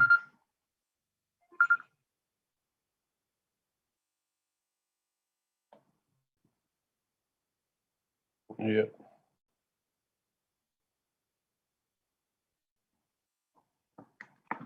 So those are the two actions that are most often mentioned as issues that governments should take at heart to generally improve the investment climate. What are considered the negative sides of Indonesia? Compared to the neighboring states, it is not very different. Indonesia is not the worst kid in the classroom, certainly not. And if you look at the neighboring states, every state has similar issues that make it less attractive, as opposed to all the positive factors. It's always a balance. And what you hear often say is that Indonesia should, as much as possible, do more to create a level playing field. And we've considered that earlier today. And also, the court system should be made to function as it really should function, without influences from outside sources. Generally speaking, I think what foreign investors would like to see is a more equal treatment, as I said earlier, to other investors and to investors that and to countries that are in the neighborhood. But I don't think that there are particular points where Indonesia falls short in a very dramatic way. Let me leave it at that.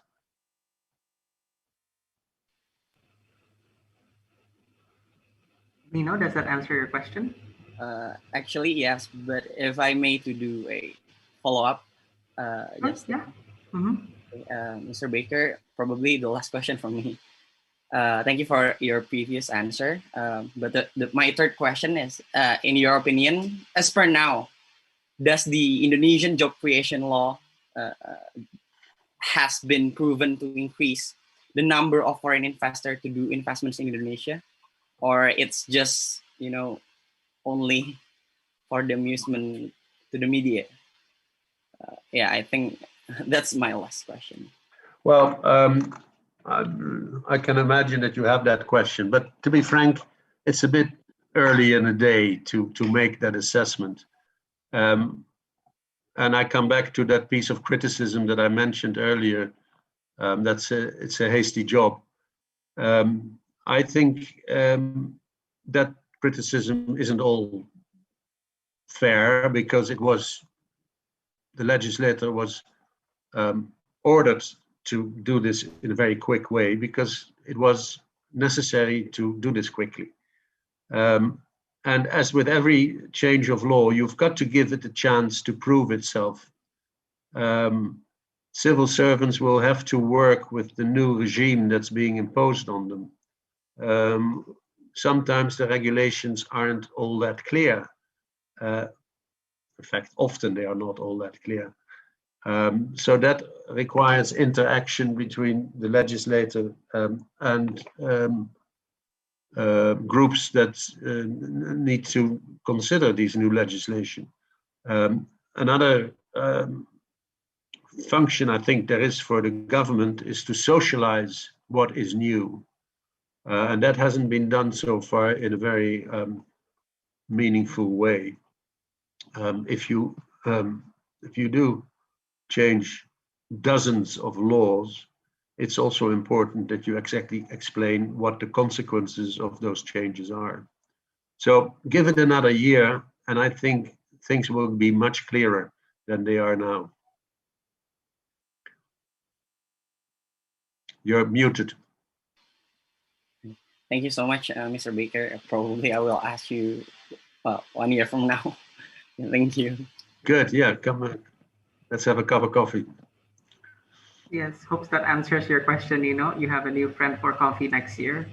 So we'll welcome with the last question for this session. So to Melvin, the floor is yours. Okay, thank you, Bang Justin, for the opportunity. And thank you, Mr. Bakker, for the insightful presentation just now. And I would just like to ask a little experience question, maybe.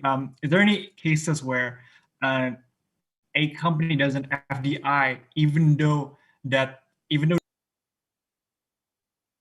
you're on mute. Yeah. Oh, sorry. Right. Okay. Thank you, Mr. Bakker, for the presentation. I would just like to ask: is there any FDI cases where the company that is doing the FDI does not fulfill the requirements of what an FDI should fulfill in a certain country, or even if it's done internationally, and what might the government do in response to that?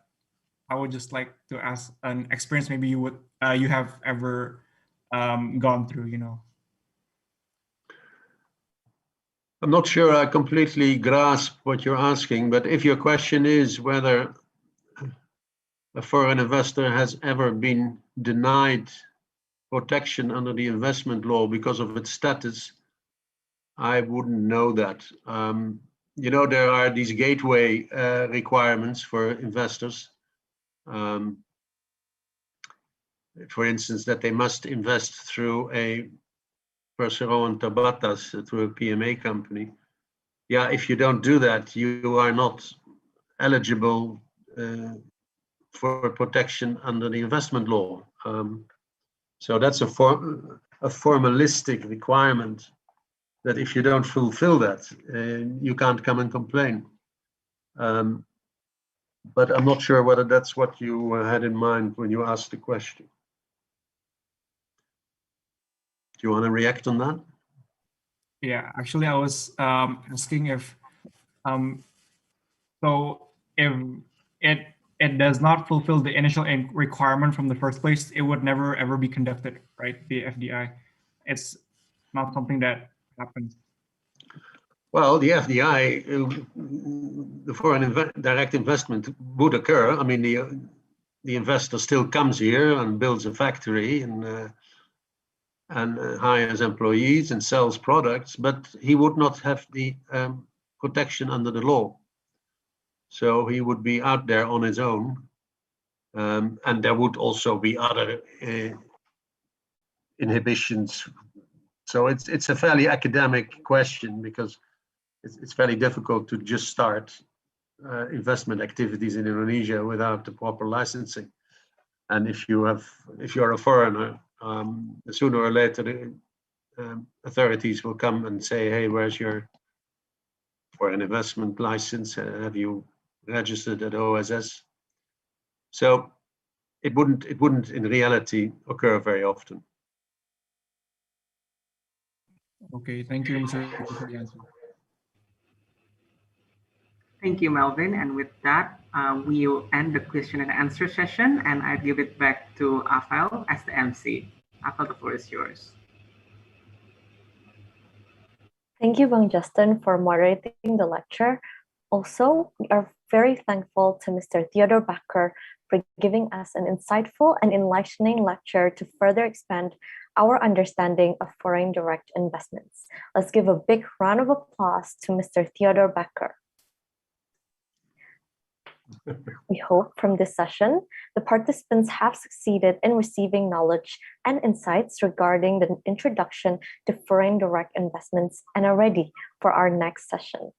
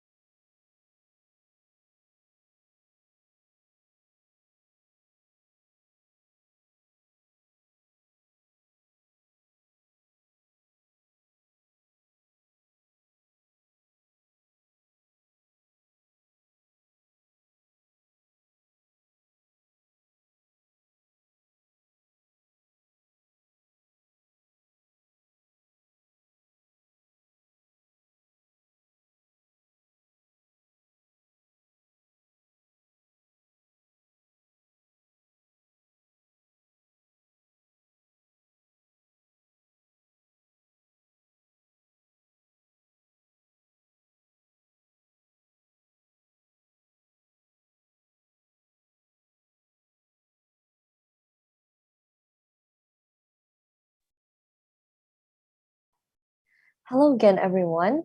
We welcome you back to ALSA Guest Lectures 2021. We hope you all enjoyed the lunch break and are ready to continue to the second session. Now, I want to welcome back our moderator, Mr. Justin Alexander Halim, to conduct the second session of the lecture, which we have the honor to have Mr. Shen as our second guest lecturer. He will be lecturing us regarding the topic of joint venture as the foreign direct investments. Without further ado, I give the floor to Mr. Justin Alexander Halim to begin our second session. Thank you, Afal. I begin by introducing our speaker for the second session in today's guest lectures, Mr. Shen. Mr. Shen is a partner in the corporate team at Wong. He advises corporate and venture capital clients in cross-border investments, acquisitions, and joint ventures with extensive experience in the Indonesian market. Mr. Shen's clients include the range of major technology companies to venture capital fund managers, where his work has led him to win numerous accolades such as Chambers for his M&A work in Singapore and its inaugural fintech guide as only one of 7 notable fintech practitioners in Indonesia, Asian Legal Business's 40 under 40 listing for 2019 as the only non-Indonesian practitioner in its inaugural and second listing of Rising Stars in Indonesia. He is also a member of Withers Tech, which comprises of a team of highly experienced lawyers with the expertise in investment funds, tax structuring, investments in tech companies, mergers and acquisitions of technology companies, and commercialization of digital assets. Outside of legal practice, Mr. Shen is the Vice Chairman of the Singapore Chamber of Commerce in Indonesia, faculty member of the Singapore Institute of Legal Education, and tutor for the Advanced Corporate Module of the Singapore Bar Course, as well as non-faculty lecturer at the Law and Business faculties of Universitas Indonesia and Universitas Pelita Harapan. Mr. Shen's firm, Withers Wong, offers a full range of legal services to a diverse set of clients with qualified lawyers in numerous jurisdictions. Their clients include 80% of major international and regional insurance companies in Singapore, 70% of the banks based here, funds, Fortune 500 companies, publicly listed and private companies, as well as a significant proportion of successful individuals and family members in the Forbes Asia's Richest Families list. Internationally, Withers has 17 offices worldwide, with over 180 partners and more than 500 other lawyers that offer unparalleled experience with a wide array of matters, including commercial tax, trust, estate planning, financial services, litigation and international arbitration, public international law, real estate, charities, philanthropy, employment, family law, and other legal issues facing individuals and their families. Mr. Shen, the floor is yours. Thank you very much for that, Mr. Moderator. It's a little bit embarrassing sometimes to hear that effusive CV being read out. Am I audible? Fantastic. Yes, thank you very much. Thank you, first and foremost, to ALSA and to the Universitas Indonesia chapter of ALSA for inviting me to speak at today's event. I face 2 main challenges in today's event. The first is I need to follow and act like Theodoor Bakker, because obviously Theo has 35 years of experience in Indonesia. I mean, he was here in 1984, and I'm not sure how many of us on this call was born in 1984, and he's seen it all, right? From the Asian economic crisis to the global financial crisis to the rise of Indonesia's digital economy. Theo has been through it all. So what can I share with you that after an act like that, very tough act to follow? The second challenge I face today is that it's never easy to be the speaker for a session immediately after lunch, right? Because you've all come back, it's the middle of a Saturday afternoon, the weather's fantastic, you're all young people, and you're here spending the next hour and a half listening to me talk. So I'm going to try and be as engaging and as interactive as possible. I'd like to encourage everyone to ask as many questions as they can, okay? Because I'm not a lecturer by training. Universitas Indonesia, of course, is the premier university in Indonesia. You have the privilege and the pleasure of listening to all of your professors speak on an almost daily basis, but I'm not like that. I'm not trained like they are. They do a much better job at delivering lectures than I do. But let me tell you what, people like Theo and myself are practitioners, and we experience firsthand the practice of law rather than the research and the academics of law. So I encourage everyone on this call, at this session, and I see there's about just under 120 of us. I encourage everyone to ask questions whenever you want, okay? Please feel that there is a process for doing this, and I see Mr. Moderator Justin panicking slightly when I say please do this whenever, but there is a process for this. I think you can indicate in the chat when you want to ask a question, or you raise your hand, or request for your mic to be turned on or to be unmuted. I'll entertain, as a policy for the next 90 minutes, I'll entertain questions at any time. All right. Yeah, that's right. Those are your instructions on how you might ask questions.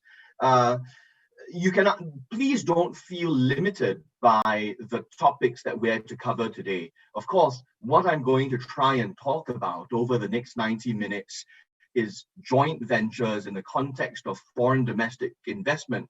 But this is such a broad and nebulous topic that there's lots of different angles through which we can approach this. So if you wanted to explore any of these particular angles in detail, if you wanted to talk about any specific joint ventures, if you want to talk about any specific industries or trends, I'd be very happy to entertain them during my lecture. All right, so that's my encouragement to everyone. Let's try and make it through the next 90 minutes with both eyes open, and I'll try to keep things as interesting as possible. Okay, now with the moderator's permission, I will share my screen. Sure, go ahead, Mr. Shen. Can everyone see my screen? Yes, we can see your screen perfectly. Perfect. So, there is a little bit of overlap between my presentation and what Theo presented. So I'm going to try and breeze through through some of the slides where I thought he'd already covered the content. I shall be guided entirely by the 120 of you, okay, as to how fast or how slow you want me to take it. If you think that I'm going too fast, and I assure you that I will absolutely at some point during this lecture be talking too quickly, because that is just a bad habit of mine. If you think I'm talking too quickly and you want me to repeat some of the points, just let me know. If you think I'm going too slow and it's so boring and it's content that you already have covered before in class, and can I move on and talk about something else, also let me know, okay? Because the purpose of today's lecture is not for my benefit. The purpose of today's lecture is for your benefit. So you decide what you want to talk about today. All right. Now, Mr. Moderator, Justin has already given me such an effusive introduction to my CV. You don't really need to know anything about me. I'm a corporate lawyer based in Singapore and Jakarta, and my personal area of interest is technology. So in this space, I help companies big and small, right? From the very large ant groups to Tokopedia, to Gojek, to Grab, down to very small startups whom I advise through their life cycle. So if any of you has any special interest in the digital economy, put up your hand and let me know. I'll try and answer your questions as best I can. All right. The interesting thing about working in technology is that all of the technology companies we see, 99% of them are all joint ventures. And I'll go to this in a little bit more detail later. But before I go into the next section of my slide, I would like to, I don't see.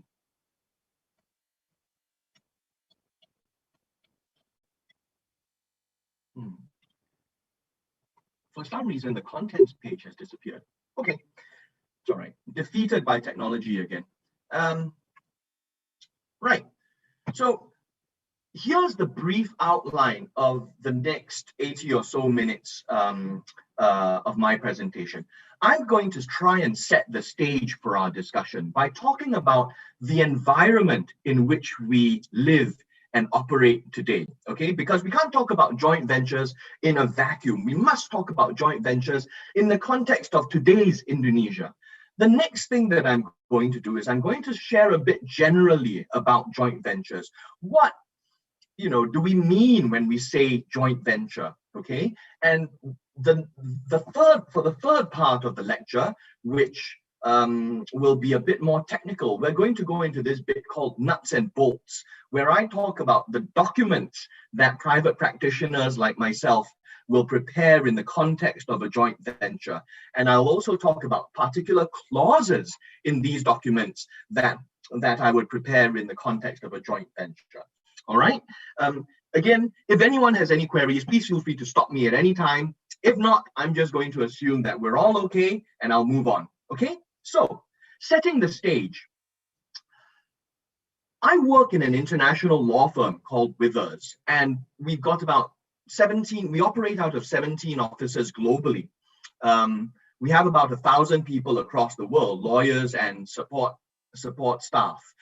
Quite a lot of what I do requires me to stand in front of large roomfuls of lawyers, usually wearing a batik shirt like I am today, telling them about this wonderful place called Indonesia.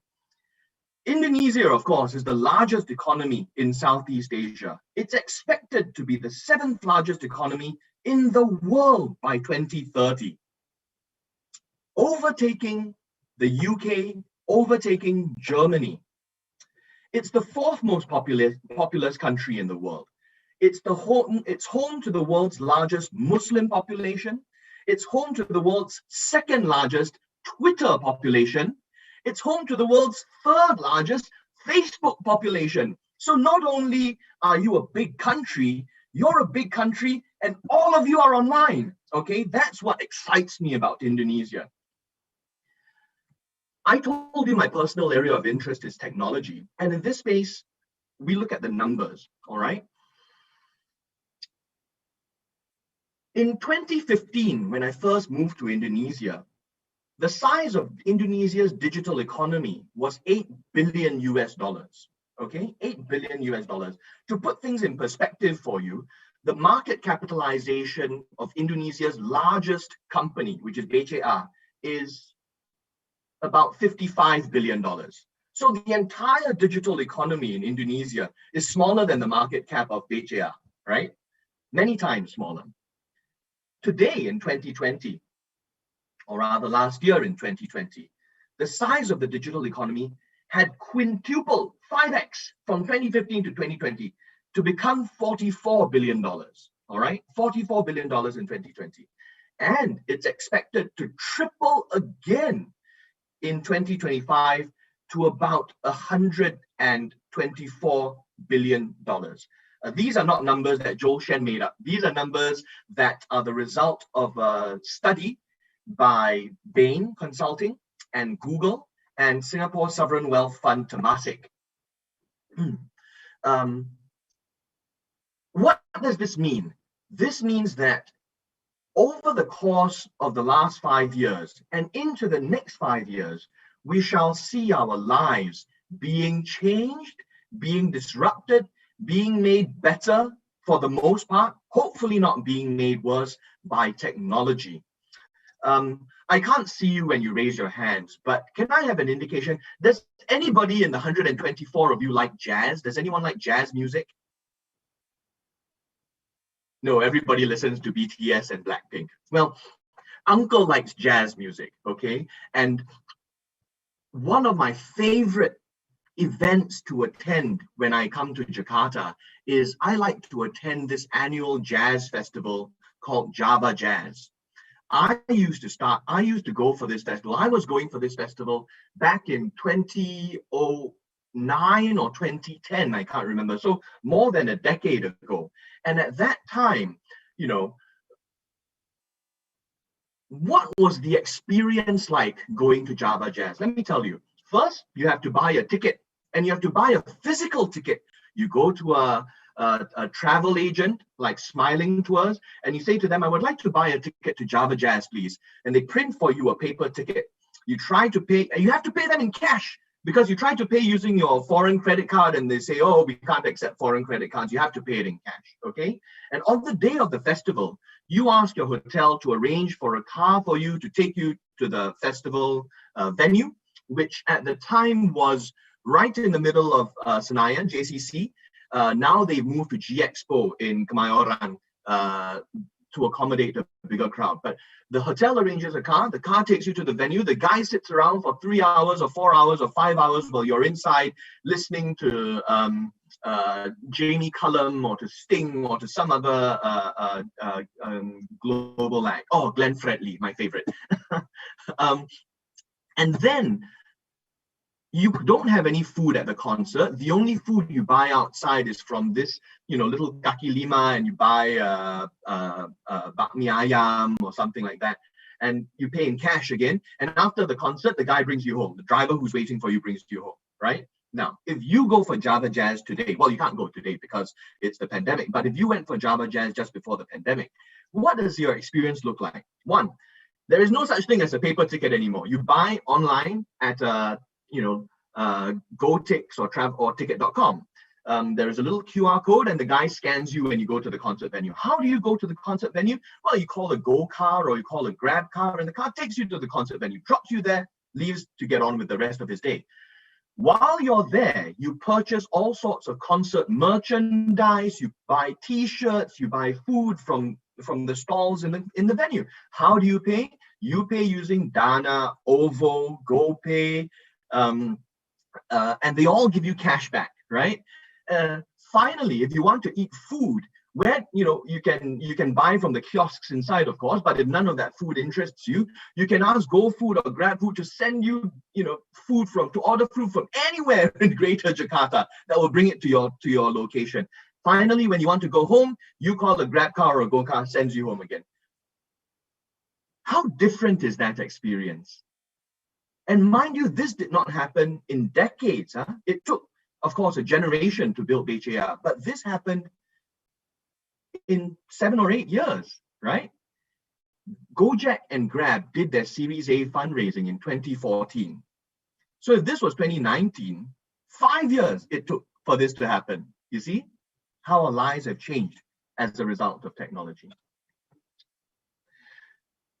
Okay, so Indonesia is big, Indonesia is wonderful, Indonesia is growing very quickly, demographic dividend, technology sector is red hot at the moment. However, Indonesia's position as the most complex market is due partly to its traditional legislation. Theo talked a little bit about this earlier. Its labor laws, which are aimed at protecting the workforce from exploitation, make it very difficult to take disciplinary action against employees or to sack underperforming employees. These regulations are regarded as old-fashioned, and they remain one of the major deterrents to foreign investment in Indonesia. Foreign investors are a bit takut to invest in Indonesia because the laws are convoluted and the laws are stacked against their favor.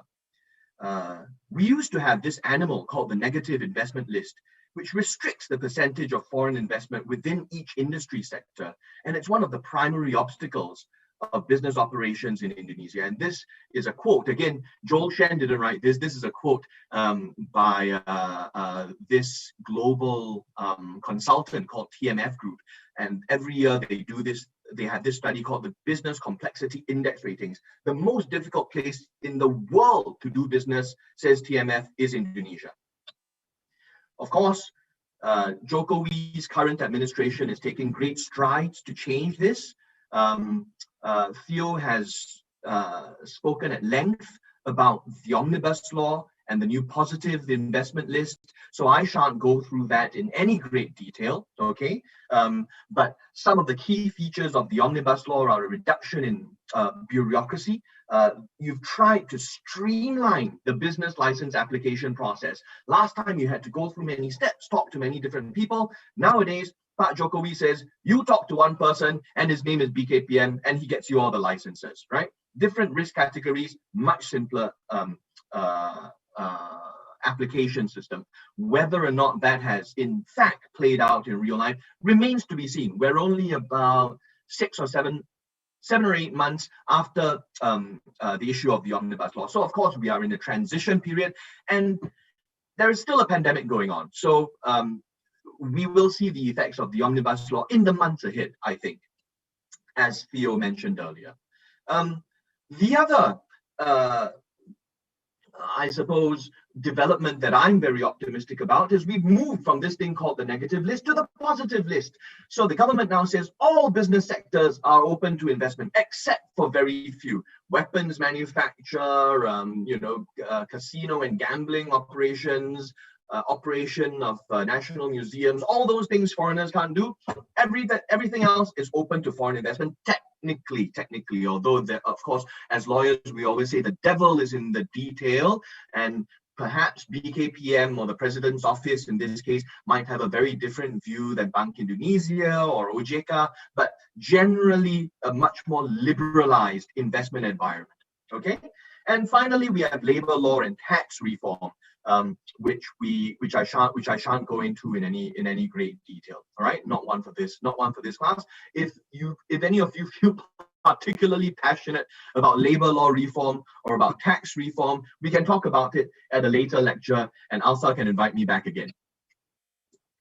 Now, I apologize that the slides don't seem to be coming out the way I designed them. We're supposed to have these little introductory pages before we go into the next part of my slide. But so now we go into the next part of the lecture. So what I've spent the last few minutes doing, the earlier phase of my lecture doing, is to try and paint a picture for you, to try and set the stage for you. This is the Indonesia that we're talking about today. When we're talking about foreign investment, foreign direct investment, what are foreigners investing in? You can't talk about foreign direct investment without talking about the country in which the foreigners are investing, right? So hopefully in the last 10 minutes or so, I've managed to give you an idea of the extraordinary investment opportunity that is Indonesia, okay? Now we talk about something called joint ventures. What is a joint venture? A joint venture, as the name implies, is a business entity that's created by two or more parties, and is generally characterized by shared ownership, shared returns and risks, shared governance. What does that mean? It means you have a company, the company is owned by two or more people, they contribute capital in proportion to the number of shares they hold, and as a result of that, they share in the risk of the company, right? Because the nature of companies is you can't lose any more money than you put in. Okay, so you share in the risk of the company. You share in the rewards of the company. Whenever the company makes a distribution, they distribute them to shareholders in proportion, or at least, most times they distribute dividends in proportion to the number of shares. And there's shared governance, which means the company is managed, the company is governed by the shareholders together, jointly. All right. At this point, I'm going to stop for a couple of, just for a couple of minutes to take a quick reaction from you. How has it been going so far? Have you kind of followed where I am? Do you want to ask any questions? Am I going too fast, going too slow? Pasti going too fast. I talk like the MRT, I go very, very fast. Anyone has any comments? Anyone has any questions at this stage? I think the audience is doing good, Mr. Shen. Okay, great, fantastic. Thank you very much, Mr. Moderator. Right. So now that we understand what a joint venture is, we talk about why people do joint ventures, okay? Why would people come together and say, I want to set up a company with somebody else to share in the risk, to share in the reward, to share in the governance of the company? I very often compare joint ventures to marriages. I very often compare joint ventures to dating, right? This is a totally different slide, but I used to at one time when I was lecturing on joint ventures, I didn't have these slides then, but I took the slides from my church, which were the marriage counseling slides, to talk about joint ventures, because joint ventures are exactly like a marriage, okay? Two people come together to do a thing. That's effectively what a marriage is, right? Or that's basically what pacaran is, right? You come together to do a thing that you like to do, okay? Why do people do joint ventures? Exactly the same reason why people get married. One, complementary strengths. You are good at something, I'm good at something else. We come together, we do the thing better than either of us can individually do it. That's the first reason why people do joint ventures. Second, it's an investment opportunity. today's entire guest lecture series is talking about foreign direct investment in Indonesia, okay? And joint ventures is just one vehicle through which people can invest, all right? And as an investment opportunity, that's why people do joint ventures. Third, foreign ownership restrictions. Remember what Theo said earlier about the negative list and the positive list? There are some sectors in Indonesia today that are still limited to foreign investment. So foreigners can only hold 85% of the shares, 49% of the shares, whatever, in these limited sectors. Far fewer there are today than there were 2 years ago, but still there are some, okay? Local knowledge. If I'm a foreigner and I go to Indonesia to do business, what do I know about the market? Very little, right? Of course, I can read up about it, I can do research about it, but what if I find an Indonesian partner to do a joint venture with me, to do business with me? We share in the capital, we share in the risk, we share in the governance, we share in the rewards, but I have the benefit of my friends' local knowledge of the market, okay? And finally, shared risk, because as I said earlier, you can't lose more than the money you put into a company. That's the whole basis of company law, right? Is limited liability. So you only lose up to the money that you put inside, but not anymore, okay?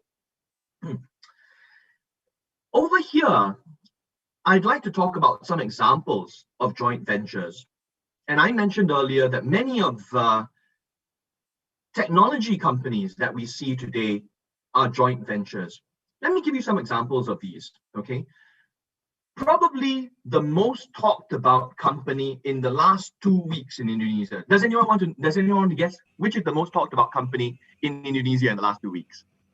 Gojek and Tokopedia. Gojek and Tokopedia have merged together to form an $18 billion behemoth in what is the largest merger in Indonesian history. Theo's firm ADrnnn advised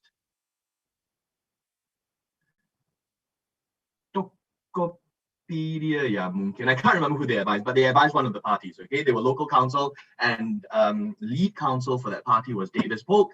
The other party was advised by Allen and Overy, of course, Ginting and Rexo de Putro. When these two guys come together to form in the largest merger in Indonesian history, they effectively become a joint venture, right? What does their joint venture look like?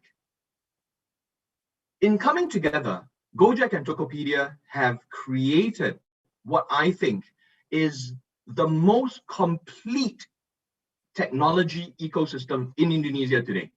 Why do I say it's complete? Look at the other technology unicorns or the other technology majors in Indonesia.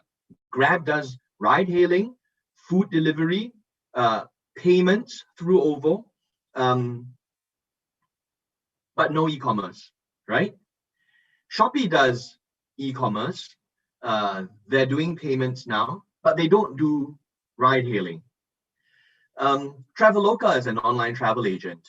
They do some food delivery. They do a little bit of e-commerce in the sense that you buy tickets and hotels and concerts and events on Traveloka, but very much a specialized business. Who else are you looking at? Bukalapak itself still very much an e-commerce business. So in coming together, Gojek and Tokopedia have created the most complete ecosystem, right? Covering practically every tech vertical there is. Is this a good thing? Yes, I'm very excited about it. Because why? Because imagine a future where you can buy something from Traveloka that is delivered to you using Gojek's last mile delivery logistics ecosystem. You pay for it using GoPay, and you can't even do a BNPL through Bank Jago, right? You don't need to go anywhere else to do this. Everything available on one app. That's what's good about it, and that's what's powerful about it. What are some other examples of joint ventures? MTech invested into Grab Indonesia. It's now a shareholder in Grab Indonesia, and that then becomes a joint venture. Dana is a joint venture between MTech and Ant Group, right? Alipay. OVO, started by Lippo, invested by others, also a joint venture. I use the term joint venture quite liberally here, in that any company with more than one shareholder is technically a joint venture, okay? So, of course, we can talk about complementary strengths, investment opportunity, foreign ownership restrictions, blah, blah, blah. But I thought using some real life examples that a young undergraduate or young professional audience can understand or can relate to would kind of put things in perspective for you. So all of these businesses that I just described, joint ventures, okay? We carry on. Now we come into the practitioners part of what joint ventures are actually like. There are a few documents. If you ever became a corporate lawyer, if you ever became someone who did joint ventures, there are a few documents that you deal with on an almost daily basis. Term sheet, due diligence report, subscription agreement, shareholders agreement, or otherwise known as a joint venture agreement. Number 3 is sometimes not always a subscription agreement, but because we're talking today about foreign direct investment, it always is a subscription agreement, okay? Now, what is a term sheet? A term sheet is a non-binding document. It's a very short 2-page document that just very vaguely outlines the key commercial intentions between the parties, all right? It's usually non-binding. There are only some binding provisions in the term sheet. What are the binding provisions? 1, confidentiality. You cannot tell other people I'm talking to you. I cannot tell other people you're talking to me. 2, exclusivity. While we are talking, you cannot go and talk to other people about a joint venture. I cannot go out and talk to other people about a similar joint venture. All right. And 3, the boring boilerplate clauses are enforceable, are binding. What are the boring boilerplate clauses? Governing law and notices and counterparts and all the standard clauses that go in the back of a document that make a contract a contract. But generally, all the meat of the term sheet is not binding. So think of a term sheet as something that you enter into before you get married, but just after you get attached to each other, when you're doing your pacaran, okay? That's kind of the term sheet stage, right? It's subject to due diligence and definitive documentation. Definitive documentation really means the documents that the lawyers will draft that are the full form agreements, the binding agreements that reflect the terms of the term sheet. All right? Is everyone kind of clear at this point? Is this getting too technical for people? Am I going too fast? Would you like me to repeat any of the points? This is all stuff that you've done before. Okay, we carry on. The next thing is a due diligence report. Anyone who has worked in a corporate team or is interned in a corporate team will have come across this document before. A due diligence report, in our context, a legal due diligence report, is a report prepared by the lawyers, the law firms, for their client to tell them, to identify certain key risks in a joint venture. All right. If Gojek is going to combine with Tokopedia in a merger, what Gojek wants is to know a little bit more about Tokopedia, and what Tokopedia wants is to know a little bit more about Gojek. All right. So they will each commission their teams of lawyers to look under the hood. The process of due diligence is to address information asymmetry. Okay, and I explain information asymmetry like this. Imagine you are selling a second-hand car, or imagine you're buying a second-hand car, right? The seller of the second-hand car knows everything there is to know about the second-hand car, right? Because he has driven it every day for the last 5 years. He knows where he bought it from. He knows whether he paid the insurance on time. He knows whether he has it serviced regularly. He knows whether he has been involved in any accidents. He knows whether, the battery is flat or the oil is low, or, he knows everything about the car, right? When he last got it washed. The buyer of the second-hand car knows practically nothing about the second-hand car, right? That's why before you buy a second-hand car, you get a mechanic to go and look at the car, right? You open the hood and you look under there and you check the oil and you see that the battery is working and you test the car and all of that is a due diligence process. So the buyer and the seller no longer have this big of an information asymmetry. You try and level it out a little bit. So the buyer now knows a little bit more about the car, okay? Due diligence is not only limited to legal due diligence, of course. You also have financial due diligence, operational, commercial, and tax due diligence. All of that is carried out by different advisors. Of course, lawyers do the legal due diligence, the accountants do financial, the business team does operational and commercial. Finally, tax advisors will do the tax due diligence. Okay. The next agreement, yes. We seem to have a question in the chat box. Please. Do you mind answering a question from Adrian? No, of course not. Of course not. I welcome all questions. Come, ask me a question. Adrian, the floor is yours. Thank you, Mr. Justin. First of all, am I audible? Yes, you're audible. Okay, thank you. Mr. Joel, I'm Verena, and it's my pleasure to hear your presentation today. So basically, I want to ask you a question. It's quite practical yet fundamental. That you said before, GVA is like a marriage based on complementary strengths. But as we know, GVA in FDI involving a foreign investor that completely have different culture, knowledge, work ethic, or even way to run a business. And if these differences cannot be solving, it can be potentially be a threat for the business relation. So to short my question is, by your personal perspective, how the best way to overcome this problem? I think that's all. Thank you, Mr. Joel.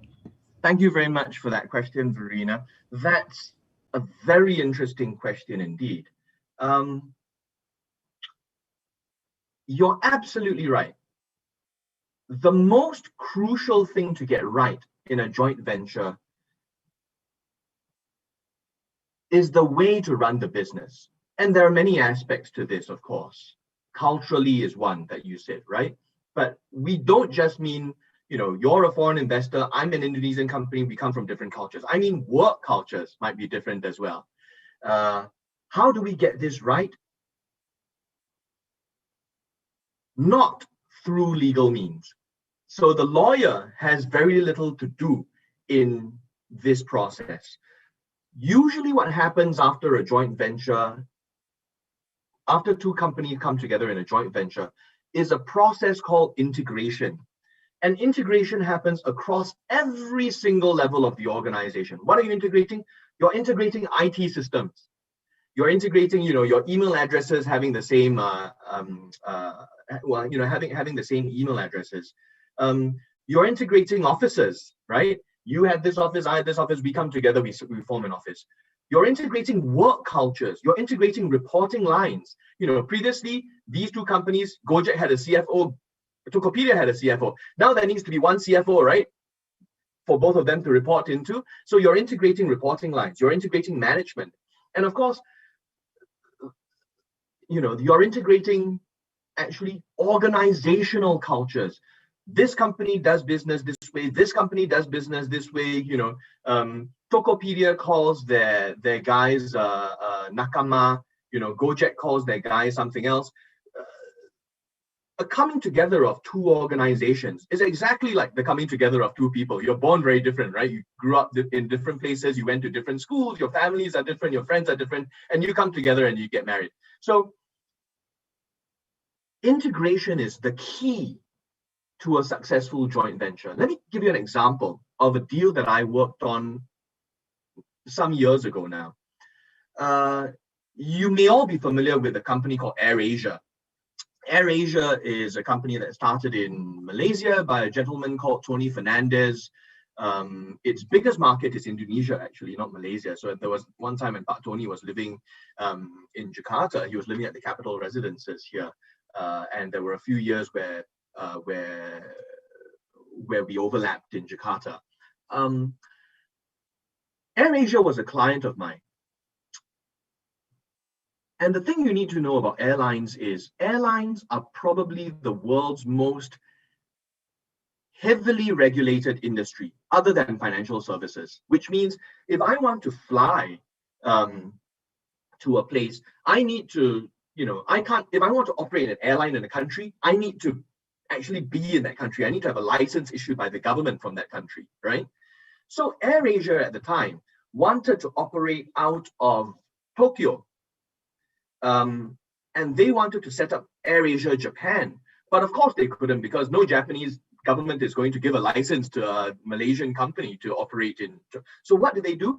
They entered into a joint venture with a Japanese airline called All Nippon Airways, or ANA. Now, I was the lawyer who helped AirAsia negotiate that joint venture with ANA. It was quite a pleasant process. ANA was very nice. Their lawyers were very competent. They were very professional. We spent many weeks, I was in Tokyo for 2 weeks, I remember, negotiating the joint venture. When I say I was in Tokyo for 2 weeks, I did not see the light of day, okay? I didn't go to Disneyland. I didn't go and eat sushi in Tsukiji Market. I didn't go and shop for electronics in Akihabara. What did I do for 2 weeks? I wake up in the morning. I go down to the hotel lobby to meet my client. We walk across to ANA's office. We go to the conference room. We talk until about, 10 p.m. We come back downstairs. We go into the restaurant in our hotel that's still open. We have a dinner. We have a debrief. And then we go back to our beds, to our rooms, where the lawyers have to work and turn the draft of documents, and the process repeats itself for about 14 to 15 days. At the end of that, we had a joint venture agreement. They shook hands. They started a joint venture, right? 18 months later, divorce. 18 months later, they fell out. Why? Not because of anything a lawyer could have foreseen, not because of anything a lawyer could have anticipated. The cultures are just entirely different. Those of you who know AirAsia and who know Tony Fernandez knows that he's not a pilot. He's not an aviation expert. Tony Fernandez was a music producer, So he actually came from Virgin, where he met, his mentor was Richard Branson, and they met each other. They were music producers before. And Tony just decided to buy 2 planes and fly them back and forth, right? That was his, But what made AirAsia successful is AirAsia has this very startup philosophy where I keep one type of plane. Why do I keep one type of plane and not 10 different types of plane? Why? Because one type of plane means I only have to have one type of spare parts, right? My inventory has to have only one type of spare parts. Easy to change, cheap to maintain. All my planes are up in the air as much as possible. Planes on the ground don't make money. Planes in the air make money. So AirAsia had perfected this process where when the plane docks at a gate, within 24 minutes, it's up in the air again. The baggage handlers, the cabin crew clean the plane, the people get in. It's a very startup kind of an organization. ANA is not a startup kind of organization. ANA is an airline that's been around since like the Second World War or something. So it's a very, I don't know if any of you have Japanese clients or have worked in Japanese companies. The Japanese organizations are extremely hierarchical. There is a very clearly defined chain of command. Every decision needs to go all the way to the top, and it needs to come back down from the top. And Japanese, I'm not saying that ANA was like that, but many Japanese clients that I work with, a director's resolution is passed unanimously, 25 directors on your board of directors, everybody says yes, then the resolution is passed. One person says no, resolution not passed. Can you imagine an organization like that? Culturally very different. Culturally very, very different. Could the lawyers have prevented it? No, of course not, because lawyers are not psychiatrists, right? Lawyers are not marriage counselors, we're not psychiatrists, we're not sociologists, we don't see this happening. What is our job? Our job is not to prevent joint ventures from falling apart. Our job is to draft the prenup that says what happens when the marriage falls apart. So if times are good, we come together. You have certain responsibilities, I have certain responsibilities. If we split up, what happens? Who takes what? Who gets custody of the children? How is the property divided? Who gets the brand? What happens next? Transition, planes belong to whom? All of that in the agreement. That's the lawyer's job, okay? Lawyers can't guarantee business success. Impossible. Nobody can guarantee business success, right? Businesses do well, they make money. They don't do well, they fail. That is all part of business. It's all part of business. Nothing a lawyer writes into an agreement can prevent a business from failing. Nothing a lawyer writes into a prenup can make the marriage a happy marriage. The lawyer's job is to help mitigate the fallout from what happens in an unhappy marriage. So to your question of two cultures coming together, that's the most important thing. How can we make it better? You're absolutely right. Two cultures coming together, integrating, that's the most important part of the joint venture process. Nothing I share here today is important to the business when integrating. All of this that I share is only of interest to lawyers, right? Because this is what you are. You're all lawyers. Nobody in the business is interested in all of this documentation or due diligence.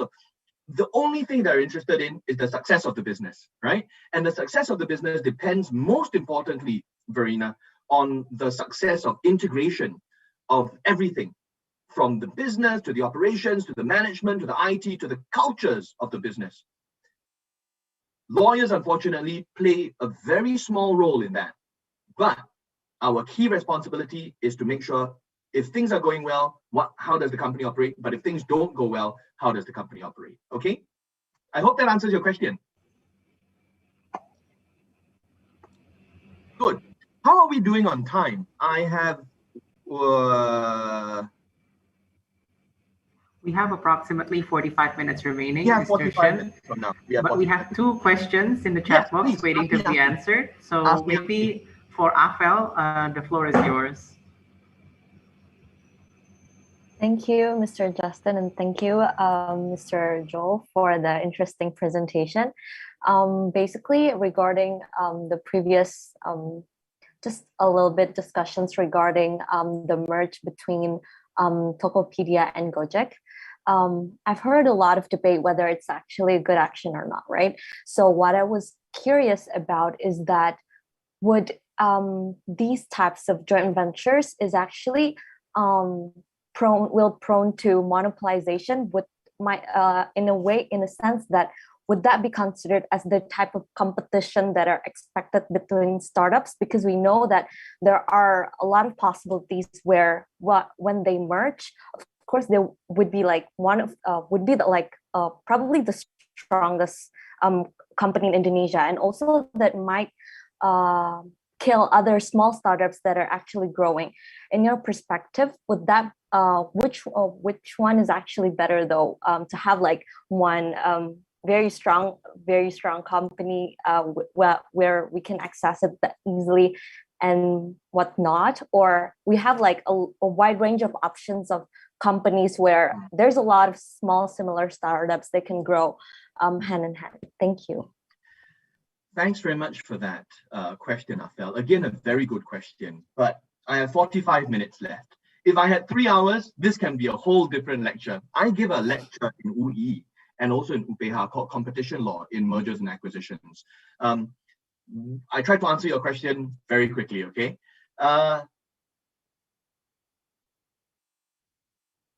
There is nothing wrong with large companies coming together. Large companies coming together can, in fact, be a good thing because large companies have economies of scale, right? Large companies, believe it or not, are able to do things more cheaply than small companies because you buy in bulk, because you operate at scale. So the unit cost of production goes down for large companies. While there is nothing wrong about companies becoming large or companies merging to become large, what is a possible danger, as you described, is when the consumer is prejudiced, right? Here is my initial sense. And of course, you're welcome to your own view, that a merger between Gojek and Tokopedia is probably not as anti-competitive because separately, Tokopedia and Gojek don't really have any overlapping businesses except for payments. And we'll come to that in a bit, okay? Now, some of you may know that before Tokopedia and Gojek talked about a merger. Gojek was in talks with Grab to merge. Did you all know that? So Gojek and Grab were talking about merging. Now, imagine a situation where Gojek and Grab merge. Everybody in Indonesia, all the ride hailing, all the, the Gojek riders, they all now changed to the same outfit, right? Grab and Go or whatever, they all have the same outfit. All your food delivery is now the same, okay? That could be potentially much more anti-competitive, because why? One player in the market controls not only the demand, sets not only the price for demand, but sets the price for supply as well, right? If Gojek and Grab merge, then let's call the business Grab and Go. So Goto is Gojek Tokopedia, right? So Grab and Go will then be able to dictate to you, the consumer, what your price is, because there's no alternative, right? There's Grab and there's Gojek and there's no third player, so they control the whole market. Maybe Bluebird, but they control the entire market. Not only will they be able to tell you how much you pay for food delivery, ride hailing, they will also be able to tell the drivers, the riders, how much they want to pay them. Because if you're not happy working for Grab and Go, you can go and be a driver for Bluebird, or you can go and stand under a tree again with your motorcycle and wait for somebody to come and, hail you, right? You become the only employer in this space. That would potentially be very, very anti-competitive. Not necessarily, but potentially. Which is why everybody thought, oh, if Grab and Gojek were going to merge, I think KPPU is going to come in and, make noise about it, right? And I'll give you an example. Not very long ago, there was a company called Uber. Does anyone remember Uber in Southeast Asia? And Uber withdrew from Southeast Asia because they merged with Grab. That was effectively what happened. Uber and Grab said, look, we're killing each other in Southeast Asia. We're burning money, Every ride that people hail, we're losing money. Why don't we do this? I'll withdraw from Southeast Asia, give you my market share, you give me 30% of your company, was what Uber said to Grab, right? So overnight in Indonesia, the market became a 3-player market, Gojek, Grab, and Uber, and it collapsed into a 2-player market, Grab and Gojek, right? Now, in Singapore, I'm Singaporean, so in Singapore, this was not the case because there was no Gojek in Singapore at the time. Gojek in Singapore came later. At the time, Singapore was a 2-player market, Uber and Grab. And when Uber merged, what happened? Straight away, all your promotions gone. Before that, they said, oh, you ride with us, you have how many rides, we give you promo, we give you cashback. Immediately, all gone. Straight away, the drivers' incentives gone. Oh, you do how many rides a day and you do X number of, all gone. Your accumulation of loyalty points recalibrated. Previously, it was, oh, you spend X dollars to receive Y loyalty points. Now it's you spend 2X, 3X dollars to receive the same number of loyalty points. And of course, the Competition Commission of Singapore was furious. And they said, hey, this is anti-competitive. You two guys merging to form one. Now there's only one player in the market. And they said to them, do you know that Competition Commission of Singapore has the right to unwind the merger? Do you know what they said? Uber said, yes, you can unwind the merger, but you can't force me to carry on business, right? You can pull the companies apart. But if I say I'm going to stop employing people, if I say I'm going to cease operations in Singapore, you can't do anything about it. You can't compel me. I'm not a public service. I'm not MRT. I'm not a public transport operator. I don't have to work if I don't want to. And then at the end of the day, the Competition Commission didn't have a choice and said, well, $13 million fine for you. Pay me some money. And that was all they could do. So coming back to your question, Afel, about whether or not a Gojek Tokopedia merger would be anti-competitive, I would think probably not the most anti-competitive, because many of their businesses don't overlap. There is one exception though, and that one exception is in payments. What do I mean? Gojek has GoPay, and Tokopedia has a 39% or a 41%, I can't remember what, stake in OVO. And you pay for your Tokopedia purchases on OVO, right? And now they merge. They have interests in two competing businesses. Bank Indonesia, the Indonesian Central Bank, has a policy called the single presence policy that prohibits any one person from holding interests in two e-money issuers. It says you can only hold interest in one, right? Because otherwise, anti-competitive, possibly anti-competitive. What will happen next? Patrick Tao of Goto has come out to say that Tokopedia will sell its stake in OVO. The question remains, 1, will it actually sell? 2, to whom will it sell? 3, how long will it take to sell? And I think that this piece, this OVO, is possibly the most interesting moving part of the entire Goto merger. Let me talk about 3, and I promise once I finish this, we'll go back to the lecture. Let me talk about the 3 possible outcomes. 1, Goto doesn't comply with BEI's single presence policy. How? Nadiem Makarim, who is Minister of Education and founder of Gojek, goes to the governor of Bank Indonesia and said, "Tolong Pak, we are Indonesian companies. You know, my company is called PT Aplikasi Karya Anak Bangsa. We are here to fight with the foreign investors. Anthony Tan and this young Malaysian startup thinks he can come here and make money off of us. You must support us, Pak, and please don't enforce your single presence policy." Possible? Maybe. So they keep both, right?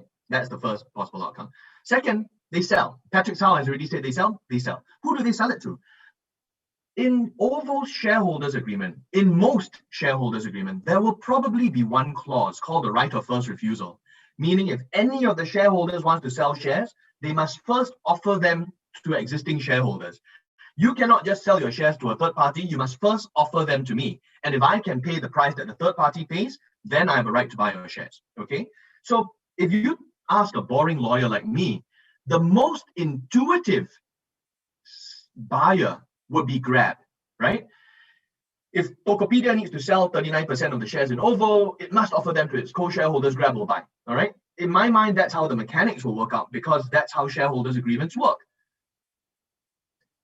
But that would be a bloody stupid thing to do commercially, right? It would be like giving your enemy bullets to shoot you with, because you're giving the payments company to somebody else who's your competitor.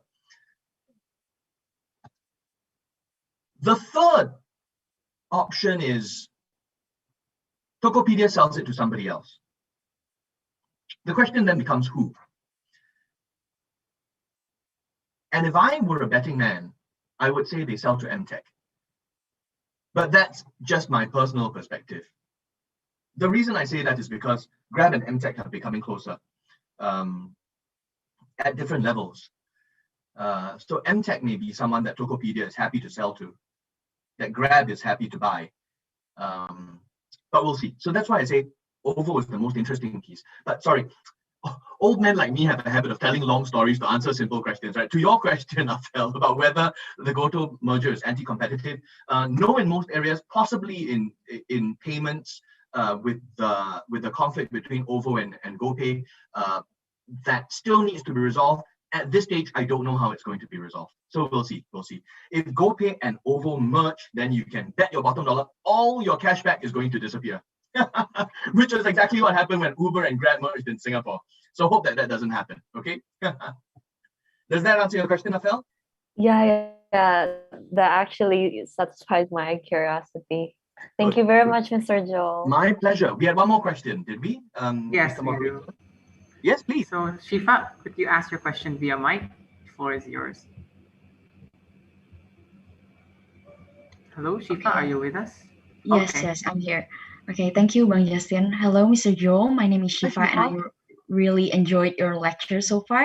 It is very entertaining and insightful. I would like to ask, can you give us insight into what this negotiation process is like until these two parties agree to commit to these joint ventures? Oh, yes, I can. And the answer is in my next slide, okay? So if, with your permission, are there any more questions for me, Justin? No, that's the last Okay. one so far. So Yeah. Shifa, with your permission, I'll go into the next slide and I'll talk a little bit about how joint ventures are. Okay.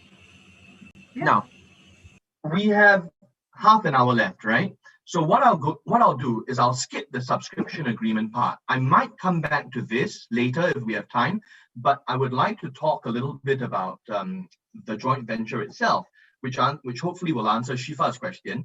And I'd like to give us a little bit of time after that to take questions as well.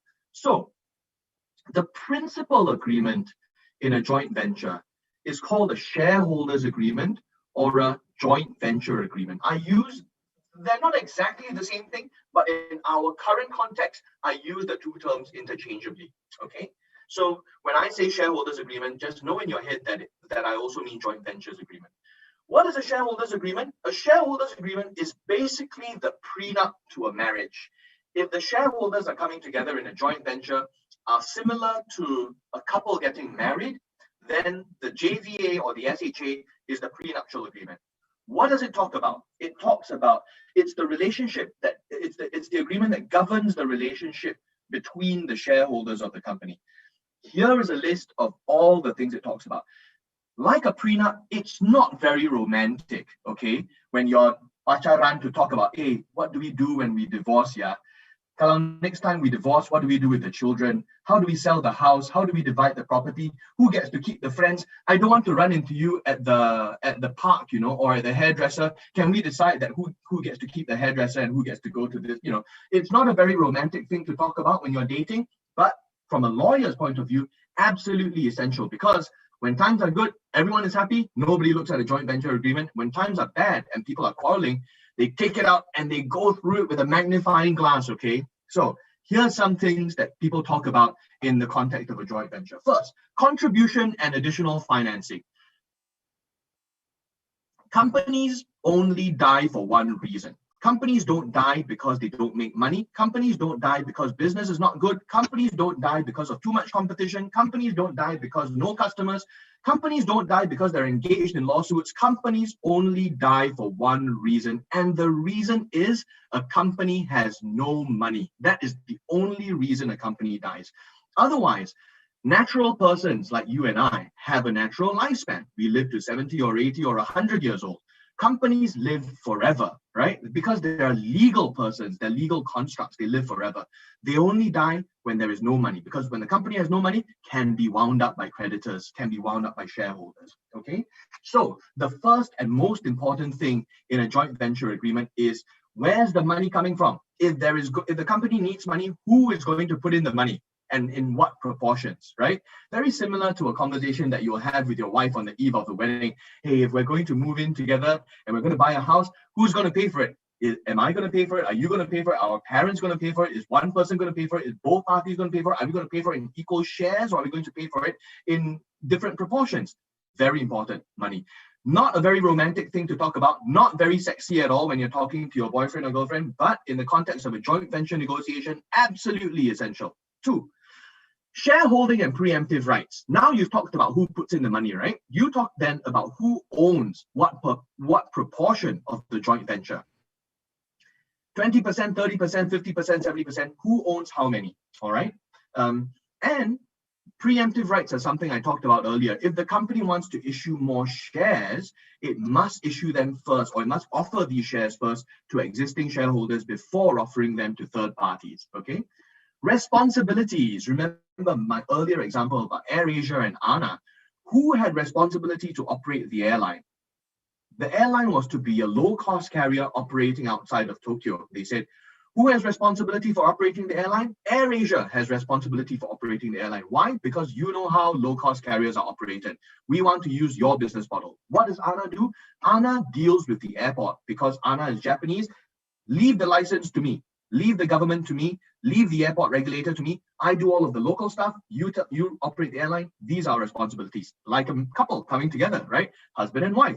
What are your responsibilities? What are my responsibilities? Who goes to work? Do we both go to work? Does one person go to work? If we have children, who stays at home, takes care of the kids? Do we get a suster? Do we get pembantu? Who does the household chores? All of that, responsibilities. 4, governance. A company is a fiction. A company doesn't really exist in the sense that you can't, see or touch a company. A company only exists through its various organs, right? And a company is governed by the board of directors, commissioners, and the GMS, the general meeting of shareholders. In this context, a shareholders agreement sets out how the company is managed, who gets to appoint directors, who gets to appoint commissioners, and how decisions are taken, okay? The next one is a very interesting one, meetings. If any one of you has ever seen a joint venture agreement before, or a shareholders agreement, you will know that the agreement goes into pages and pages and pages about how meetings are conducted. If I want to call a directors meeting, I have to send written notice with an agenda to all directors of the company. No meeting may be called until 14 days notice has been given to these directors. The directors may waive the notice requirement if they want to. X number of directors will form a quorum at the meeting. If there is fewer than X number of directors, there is no quorum at the meeting and the meeting cannot be held. If the meeting cannot be held because the quorum cannot be formed, the meeting will be postponed 2 weeks later at the same place. And if a quorum is not present there, then a reduced number of directors may form a quorum. At the meeting, the only things to be discussed are the matters listed out in the agenda.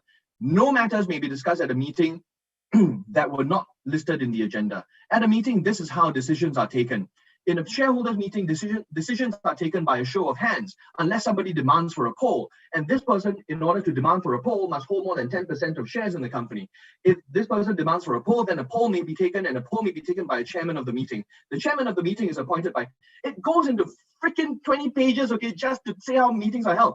ALSA, how are meetings held in your organization? You have a WeAR group chat. You say, hey, how about this? Are we going to do that? What are the dates for this? Can we have a meeting? Sure, let's all meet in the canteen now, right? Or we'll all meet in the students' lounge now.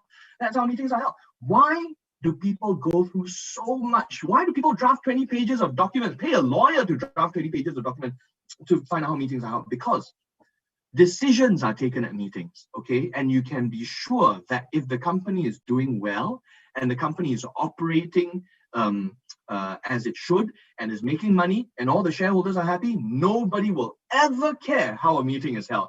This document sits in a safe in a lawyer's office. Nobody ever looks at it again. When things are not going well, when people start to quarrel, when people go, hey, how come the performance this year was so bad? When people say, how come our competition is doing better and we are doing so poorly? When people start pointing fingers and say, I think I'm doing my job, why isn't my joint venture partner doing his job? Let's sit down and have a discussion about how to change. When they will look at the shareholders agreement and meetings and say, look, if we wanted to get a meeting, can we get him not to come for the meeting? Yeah, we cannot because there is a notification provision in here. What if we call the meeting and when he was out of the country and he doesn't come, we must give him 14 days. Okay, but what if he doesn't come for the first meeting? Can we hold a second meeting? There are all of these discussions, okay? And lawyers are, the guys who are in the middle of it trying to orchestrate all of these schemes, right? Meetings are very strange provisions to have in joint ventures agreements. Major decisions, reserve matters, again, important decisions by a company, usually it's taken by a simple majority of shareholders, right? If you want to issue shares, if you want to, but because there could be, it could be the fact that one shareholder holds more shares than the other, or maybe there are 3 or 4 shareholders, you need a mechanism for making major decisions. So for example, you could agree in husband and wife that some decisions you only make when the 2 of you agree. What decisions are they? Where to live is not a decision that one person can make, right? I want to live close to my parents. You want to live close to your parents. Where do we live? We must both decide. Okay, we live far away from both sets of parents. 2, children's schools, for example. Which school should our child go to? I want him to go to my alma mater. You want him to go to your alma mater. How do we decide? How do we make this decision? 3, family holiday destinations. You want to go to Niseko to ski. I want to go to Bali to sit in the sun. How do we decide? So major decisions, how are they taken, right? Transfer of shares is something that we talked about a little bit earlier. Usually there is a preemption, a right of first refusal. If Tokopedia wants to sell its shares in OVO, it must first offer them to Grab, right? Deadlock means if there are two equal parties in a joint venture and they both don't agree, there is a deadlock. What happens in the deadlock? How to resolve a deadlock? There are really only two ways to resolve a deadlock. One, in a deadlock, nothing happens. We can't agree, right?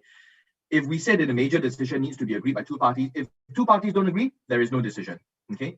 Two, the deadlock forces the parties to divorce. You can't agree, I can't agree, we're both unhappy in the marriage, let's divorce, all right? Deadlock. Disputes, how are disputes resolved? Usually a very simple, and for anyone who has seen a contract before, at the end of the contract is a clause called the dispute resolution clause that says if the parties quarrel, here's what happens, we go to arbitration, we go to court, this is how the dispute is settled. In a joint venture, usually the dispute resolution clause is a little bit more elaborate. It says, if the parties cannot agree on something, if there is a dispute, how do we do it? First, we have a discussion period. My senior executive, your senior executive sit down and we talk about, this issue for 30 days, 60 days. If there is still no resolution, we escalate the matter to management.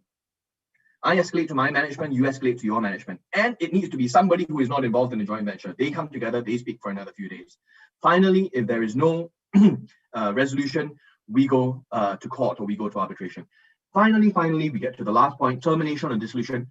This talks about not the coming together of the companies, this talks about the coming apart of the joint venture. So like the example I gave earlier about AirAsia and ANA, this talks about what happens when the companies go apart, who owns the planes, who owns the brand, who has the license, etc. Similar to a marriage, who owns the kids, who has custody of the kids, who owns the apartment, who keeps the money, and so on. All right, so these are really the terms, principal terms of a shareholders agreement. Of course, there could be many different terms in the shareholders agreement. Earlier, the question posed to me was, how is a shareholders agreement negotiated? The shareholders agreement is negotiated exactly like how every other agreement is negotiated. What do I mean by this? It means there are 10 points in the shareholders agreement, 10 clauses, 10 issues. Both parties to a joint venture come in, each one has its position on each of the 10 points, right? But let me tell you, my friend, nobody walks out of a negotiation with all 10 points. If you walk out of a negotiation with all 10 points, either it means your opponent is damn stupid, or it means you are damn stupid and you think that you've won when you're actually not. Usually what happens is I walk into 10 points, you walk into 10 points, we meet each other half the way, right? I get 3, you get 3, and the other 4, it's some sort of a compromise between the two of us, okay? Is it Shafira earlier who asked the question? Does that answer your question on how joint ventures are negotiated? Yes, Mr. Joel, it answers my question. Thank you very much. Thank you. I saw in the meantime, Shifa, sorry, not Shafira. I saw in the meantime some more questions to have come in. Mr. Moderator, do you want to let the respondents ask these questions? I think I'll leave that to you because we have 20 minutes left, Mr. Shen. So maybe this is my last slide. This is my last slide. Okay. Yeah. We don't need to talk about the subscription agreement. It's not a particularly interesting agreement. The subscription agreement, if any of you want to know, is just the operative agreement through which the money comes into the company, into the joint venture. This is, after all, a presentation on foreign direct investment. Subscription agreement talks a little bit about how the money comes in. It's a little bit like a sale and purchase agreement, right? Company gives me shares, I give you money. Simple as that, okay? There are some little nuances. If anyone, feels very strongly about this or wants to talk about this, we can, you can ask me a little bit about it. But otherwise, this is the last slide that I had. The final points that I wanted to make really are joint ventures are an integral feature of the international investment landscape. Practically every foreign directive, well, okay, maybe not every, but a great number of foreign investments in Indonesia are by way of a joint venture.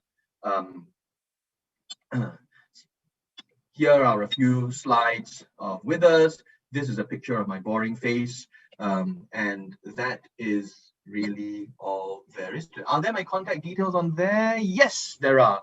So the number is to my phone in the office. Don't call that, nobody will pick up. But if anybody wants to reach out to me, you can email me. That is my email address. And you can also find me on LinkedIn. And if you search Joel Shen or Joel Shen Withers, you'll find out who I am. Mr. Moderator, I thank you for your patience. If you want, I'd be very happy to answer any other questions the audience might have. Yes, we have 2 pending questions, in fact. So I'd welcome Nino. Nino, the floor is yours. Okay.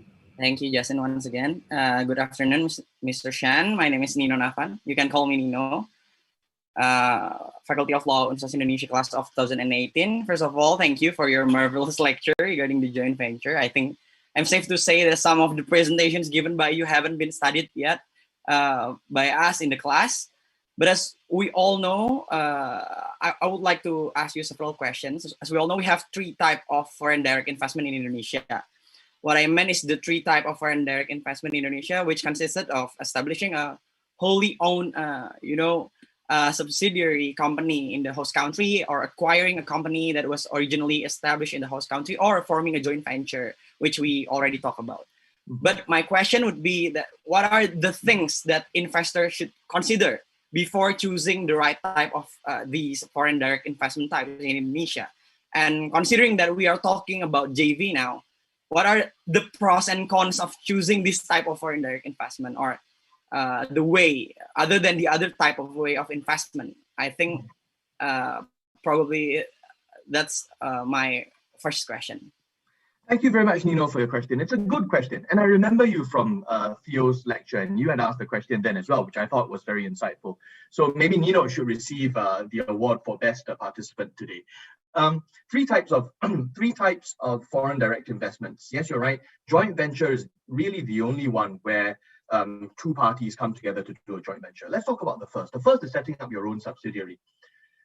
This means that a foreign investor is going to a country where he has, let's assume, very little experience, no exposure before. This is your first investment into a country. You set up a subsidiary, could be big, could be small, you're doing it alone, right?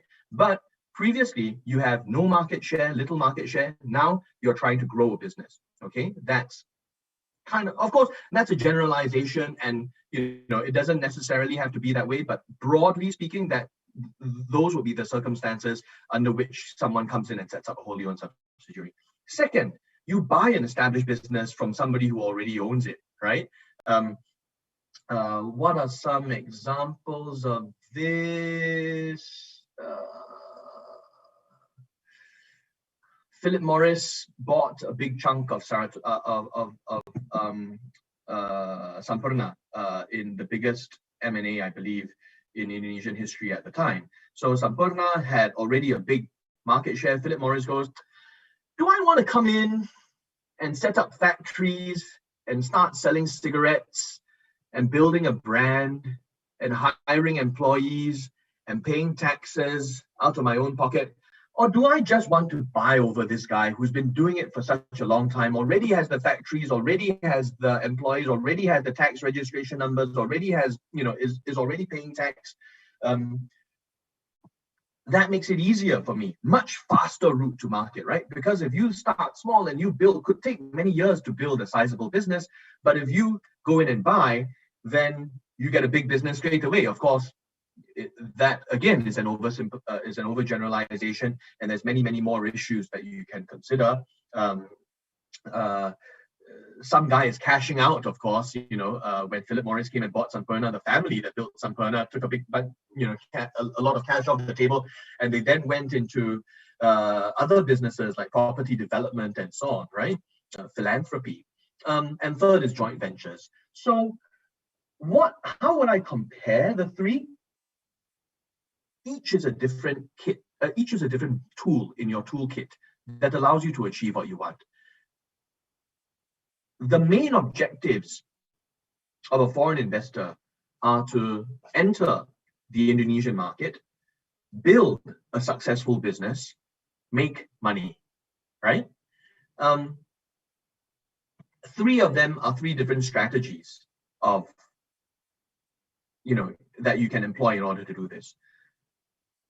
And not one of them is more superior than the others. Each of them depends on the circumstances of each investor and of each sector. If I wanted to come in, for example, and buy and I say, I want to acquire, I want to come in and do M&A and buy an established business. But if I look at Indonesia and go, well, there's no established businesses in this particular vertical, right? There's no established businesses in this particular sector. Who do I buy? There's nobody to buy. So the only options that are open to me are 1 and 3. I can either come in and set up my own business in this space, or I can do it with a joint venture partner, and I can bring the technical know-how and he can bring the local knowledge, and then we build the business together. But if I wanted to buy, there's no possible targets, or there's no appropriate targets, suitable targets. If I wanted to do a joint venture, but nobody wanted to do it with me, right? I couldn't find a joint venture partner. Every time I go in and I tell people, hey, I've got a great idea for Indonesia, this business I think is going to do very well. They take the idea and they go and do it themselves. Nobody wants to do a joint venture with me, right? So the only options I have is I come in and do it myself, or 2, I go and, buy somebody who's already done it. So it depends on the circumstances. It depends on not only of the individual investor, but also of the business and the market at the time.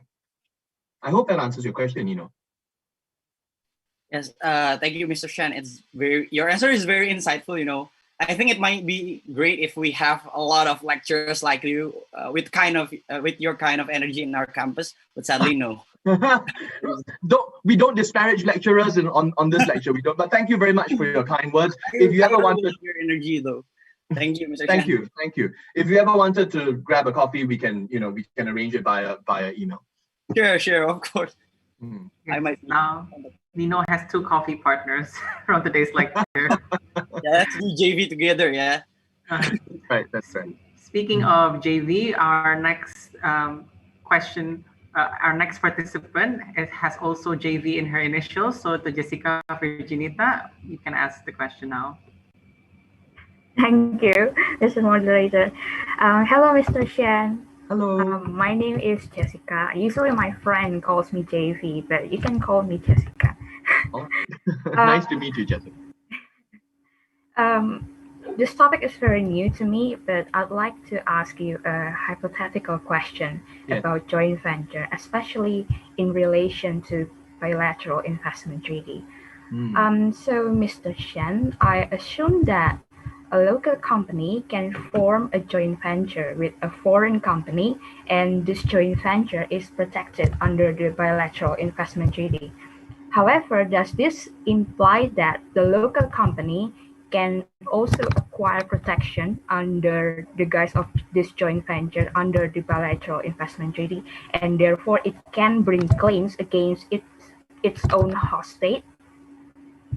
Thank you. Thank you. That's a very interesting question, and I'll be the first to admit that I'm not a public international law specialist. So bilateral investment treaties, as I understand it, offer the foreign investor certain protections by the host state, and these usual protections would be, the right to be treated as if it were a company of the or a person of the host state, right? I don't think bilateral investment treaties are designed to allow persons in the host state another avenue against the governments of their host state. I don't have the answer for you, but intuitively it seems to me that it's quite unusual. It would be a very perverse outcome if that were in fact the case. But I have no basis on which to say that, only that it sounds counterintuitive to me. I apologize that I don't have a more complete answer for your question, Jessica. I see. That's okay. Thank you, Mr. Shen. Thank you, Jessica. And we have one other question from Please. Sultan. So Sultan, you can turn on your mic and directly ask your question. Okay, thank you, Bang Justin. Am I audible? Yes, you're audible. Okay. Thank you, Mr. Joe, for the insightful presentation on the lectures. I'm curious because you mentioned before about the joint venture example is like from a big companies that before like Anna, Gojek, and Tokopedia. It's a big company, and it is possible to start up just like previously established like for like new 1 year like startup, and have like doing a joint ventures with the other startup in the other from the other countries to in order to like make one big company, and so they can reach a new like have more the target of consumer or something like that. It is possible to the small startup doing the joint venture, because you state before that joint venture are majorly being enforced by the big company itself. Thank you. Thank you very much for that question, Sultan. The answer to that is yes. Joint ventures are really just two parties coming together to set up a company. They can be big companies, they can be little companies. Of course, in the context of, there's no reason why two Indonesian parties can't come together and set up a joint venture, right? I'll give you an example of one that I just worked on. A big company called Siloam Hospitals, which is a big hospitals group in Indonesia, entered into a joint venture with a little startup called Kata AI. And Kata AI develops AI solutions. Siloam Hospitals is a hospitals and healthcare provider. They came together to do a joint venture to build a telemedicine solution, which means people at home can now see a doctor at Siloam remotely without having to go to a clinic or a hospital. And there's various functions of that have been automated as well, because for some parts of the consultation process, you don't need to see a doctor. In the same way that when you go to a hospital, a nurse takes your blood pressure and a nurse takes your, asks you to fill in a form, and then the nurse says, okay, you wait here, or you see the doctor immediately because you're going to die if you don't. There is that process, and all of that can be automated by AI, right? So that's an example of a joint venture between a big party and a little party. Of course, we can also have joint ventures between small parties. I can't really think of any examples that would be recognizable to you, because if I mention the names of two small companies, you just won't know who the two small companies are, right? When I say Grab and Gojek and Tokopedia, you know who these companies are.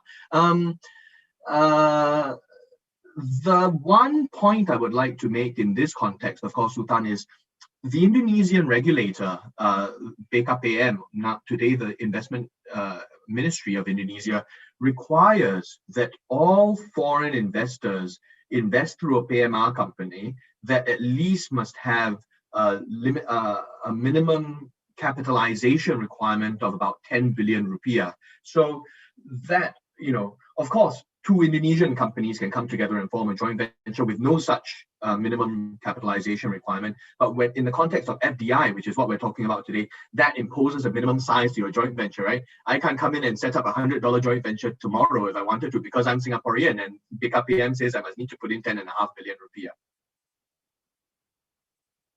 Okay, this answers my questions. Thank you so much, Mr. Thank you. Thank you. Thank you, Sultan. And we have what would probably be the last question. So to Taskia, the floor is yours. Thank you for the opportunity, Justin. Hello, Mr. Shen. I'm Taskia. Hello. Hi, Taskia. I may have two questions that I have very curious about the answer that coming from a practitioner like you. So the first one is, I have read a joint venture agreement before where they put an exclusivity clause for both parties. So in your opinion, if the parties make a joint venture, is this clause important to be included in their agreement? And secondly, what the other important clauses similar to this exclusivity clause might have to be considered between the parties? These are my questions. Thank you. So there are two contexts within which exclusivity occur. The first is not in a joint venture agreement, but in a term sheet. And a term sheet, as I mentioned earlier, the term sheet is generally a non-binding agreement, but there is one provision in there that is binding that says exclusivity, all right? This means that while the parties are discussing a joint venture, not yet in a joint venture, because the term sheet is only a discussion agreement, right? A discussion document, right? When the parties are negotiating a joint venture, You can't go and talk to somebody else. I can't go and talk to somebody else. We have an exclusive period for 30 days, 60 days, 90 days. That's exclusivity. Okay. Now, that falls away when the parties are already in a joint venture. When the parties are already in a joint venture, there is no need to be exclusive anymore because you're already married, you see. But there is one thing that says anti-competition. And maybe this is what you're referring to in a joint venture agreement, where these parties will say, look, together we come today to set up a company that does digital payments, that operates low-cost carriers, that does whatever. If either joint venture party, which means if either shareholder wants to do these businesses in Indonesia, it must be done through the joint venture entity. You cannot go and do it elsewhere, all right? Exactly the same that if a husband and wife come together, all of the husband and wife things that you want to do, you better do it, together. You don't do it with some third party, all right? Valentine's Day's dinner, all celebrate with your wife, okay? Anniversaries must all be with your wife. All of the lovey-dovey romantic things that you're going to do, all with your wife. Kalau I catch you doing it elsewhere, you're in breach of this agreement and I will visit pain and suffering and disadvantage on you. All right, so that is the context, I think, of exclusivity in a joint venture agreement. Very common, because why? Because we're both putting money into this company to do this thing in Indonesia. If you're also putting money into another company, why am I doing it with you? You better go and do it with that other person instead, right? I hope that answers your question. Okay, thank you. It's already answered. Thank you. Thank you, Tazkia. So we've approached the end of the question and answer session. Thank you very much, Mr. Shen, for your very comprehensive lecture. And I'd like to conclude today's series of guest lectures by offering my thoughts and conclusions. So for the first session on understanding foreign direct investments, we learned that international investment law is governed under different sources of law, including domestic law, state contracts, as well as international investment agreements and investment chapters in free trade agreements. Indonesia is currently party to over 26 BITs and 21 treaties with investment provisions that are currently in force. These treaties typically contain clauses with substantive provisions such as expropriation, whether direct or indirect, fair and equitable treatment, minimum standard, national treatment, and most favored nation clauses, along with umbrella clauses. It is important to note that some of these principles are, to a certain extent, enshrined within Indonesia's law number 25/2007 on investment. The current landscape of international investment law has developed geared towards bilateral consolidation and regional growth, as seen through the intra-EU BIT termination and proliferation of mega-regional international investment agreements. Domestically, Indonesia's job creation law, better known as the Omnibus Law, has introduced provisions that aim to liberalize sectors that were previously heavily restricted for foreign investment, with conditions being stipulated in further implementing regulations. The future for Indonesia and international investment law thus lies in the regulations and practice going forward, for it to harness domestic and international developments in investment law for its development. As for the second session on joint ventures as foreign direct investment, Indonesia is an emerging country with rapid regulatory developments that are designed to lure foreign direct investment. Several notable improvements include the risk-based licensing system, the expansion of lines of business open for foreign investment, as well as labor and tax regulatory reform. Among the types of FDI available for foreign investors to choose from, JVs are amongst the most popular. To quote Mr. Shen, a great number of FDI in Indonesia are conducted by way of joint ventures. Various types of legal documentation that have been discussed include subscription agreements, term sheets, and shareholder agreements that are intended to give a layer of certainty to pave the way for a fruitful joint venture partnership. Shareholder agreements, like all agreements, are negotiated by including provisions on contribution, shareholding, responsibilities, governance, meetings, major decisions, transfers, deadlock, dispute, and termination. From the numerous deals in Indonesia that have shaped the investment landscape, the most exciting ones have included joint ventures, including the recent merger of Gojek and Tokopedia to form a super app. Mr. Shen's presentation has presented a strong introductory outline of what future Indonesian lawyers require in their practice. To quote Mr. Shen from the June 2021 edition of Asia Legal Business, every lawyer is now a tech lawyer, with him expecting the current growth trend in the industry to continue throughout the year and likely the decade. As such, Law students all over, and especially Indonesian ones, would benefit from understanding the dynamic investment environment in Indonesia and beyond. That's all from me. I'd like to give it back to Afel, our Master of Ceremony. Afel, the floor is yours. Thank you very much, Mr. Justin Alexander Halim, for moderating and giving the summary of today's event. And also thank you to Mr. Joel Shen for the insightful lecture regarding joint ventures as a foreign direct investments. Let's give a big round of applause to Mr. Joel Shen and Mr. Justin Alexander Halim. So, before we end the second session, we would like to announce the best participant for today's event. So, the best participant of ALSA Guest Lectures 2021 goes to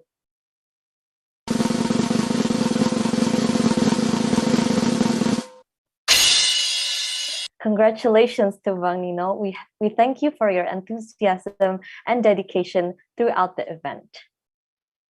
Thank you, everyone, Mr. Shen and Justin.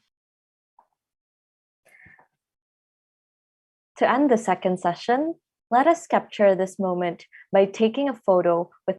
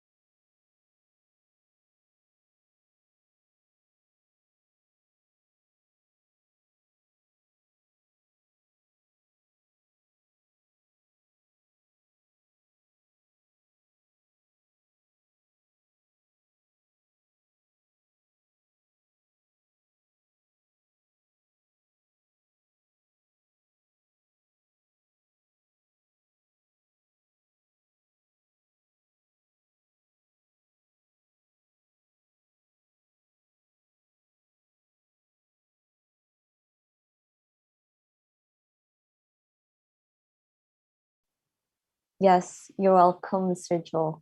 So this marks the end of ALSA Guest Lectures 2021. May our knowledge and perspective be expanded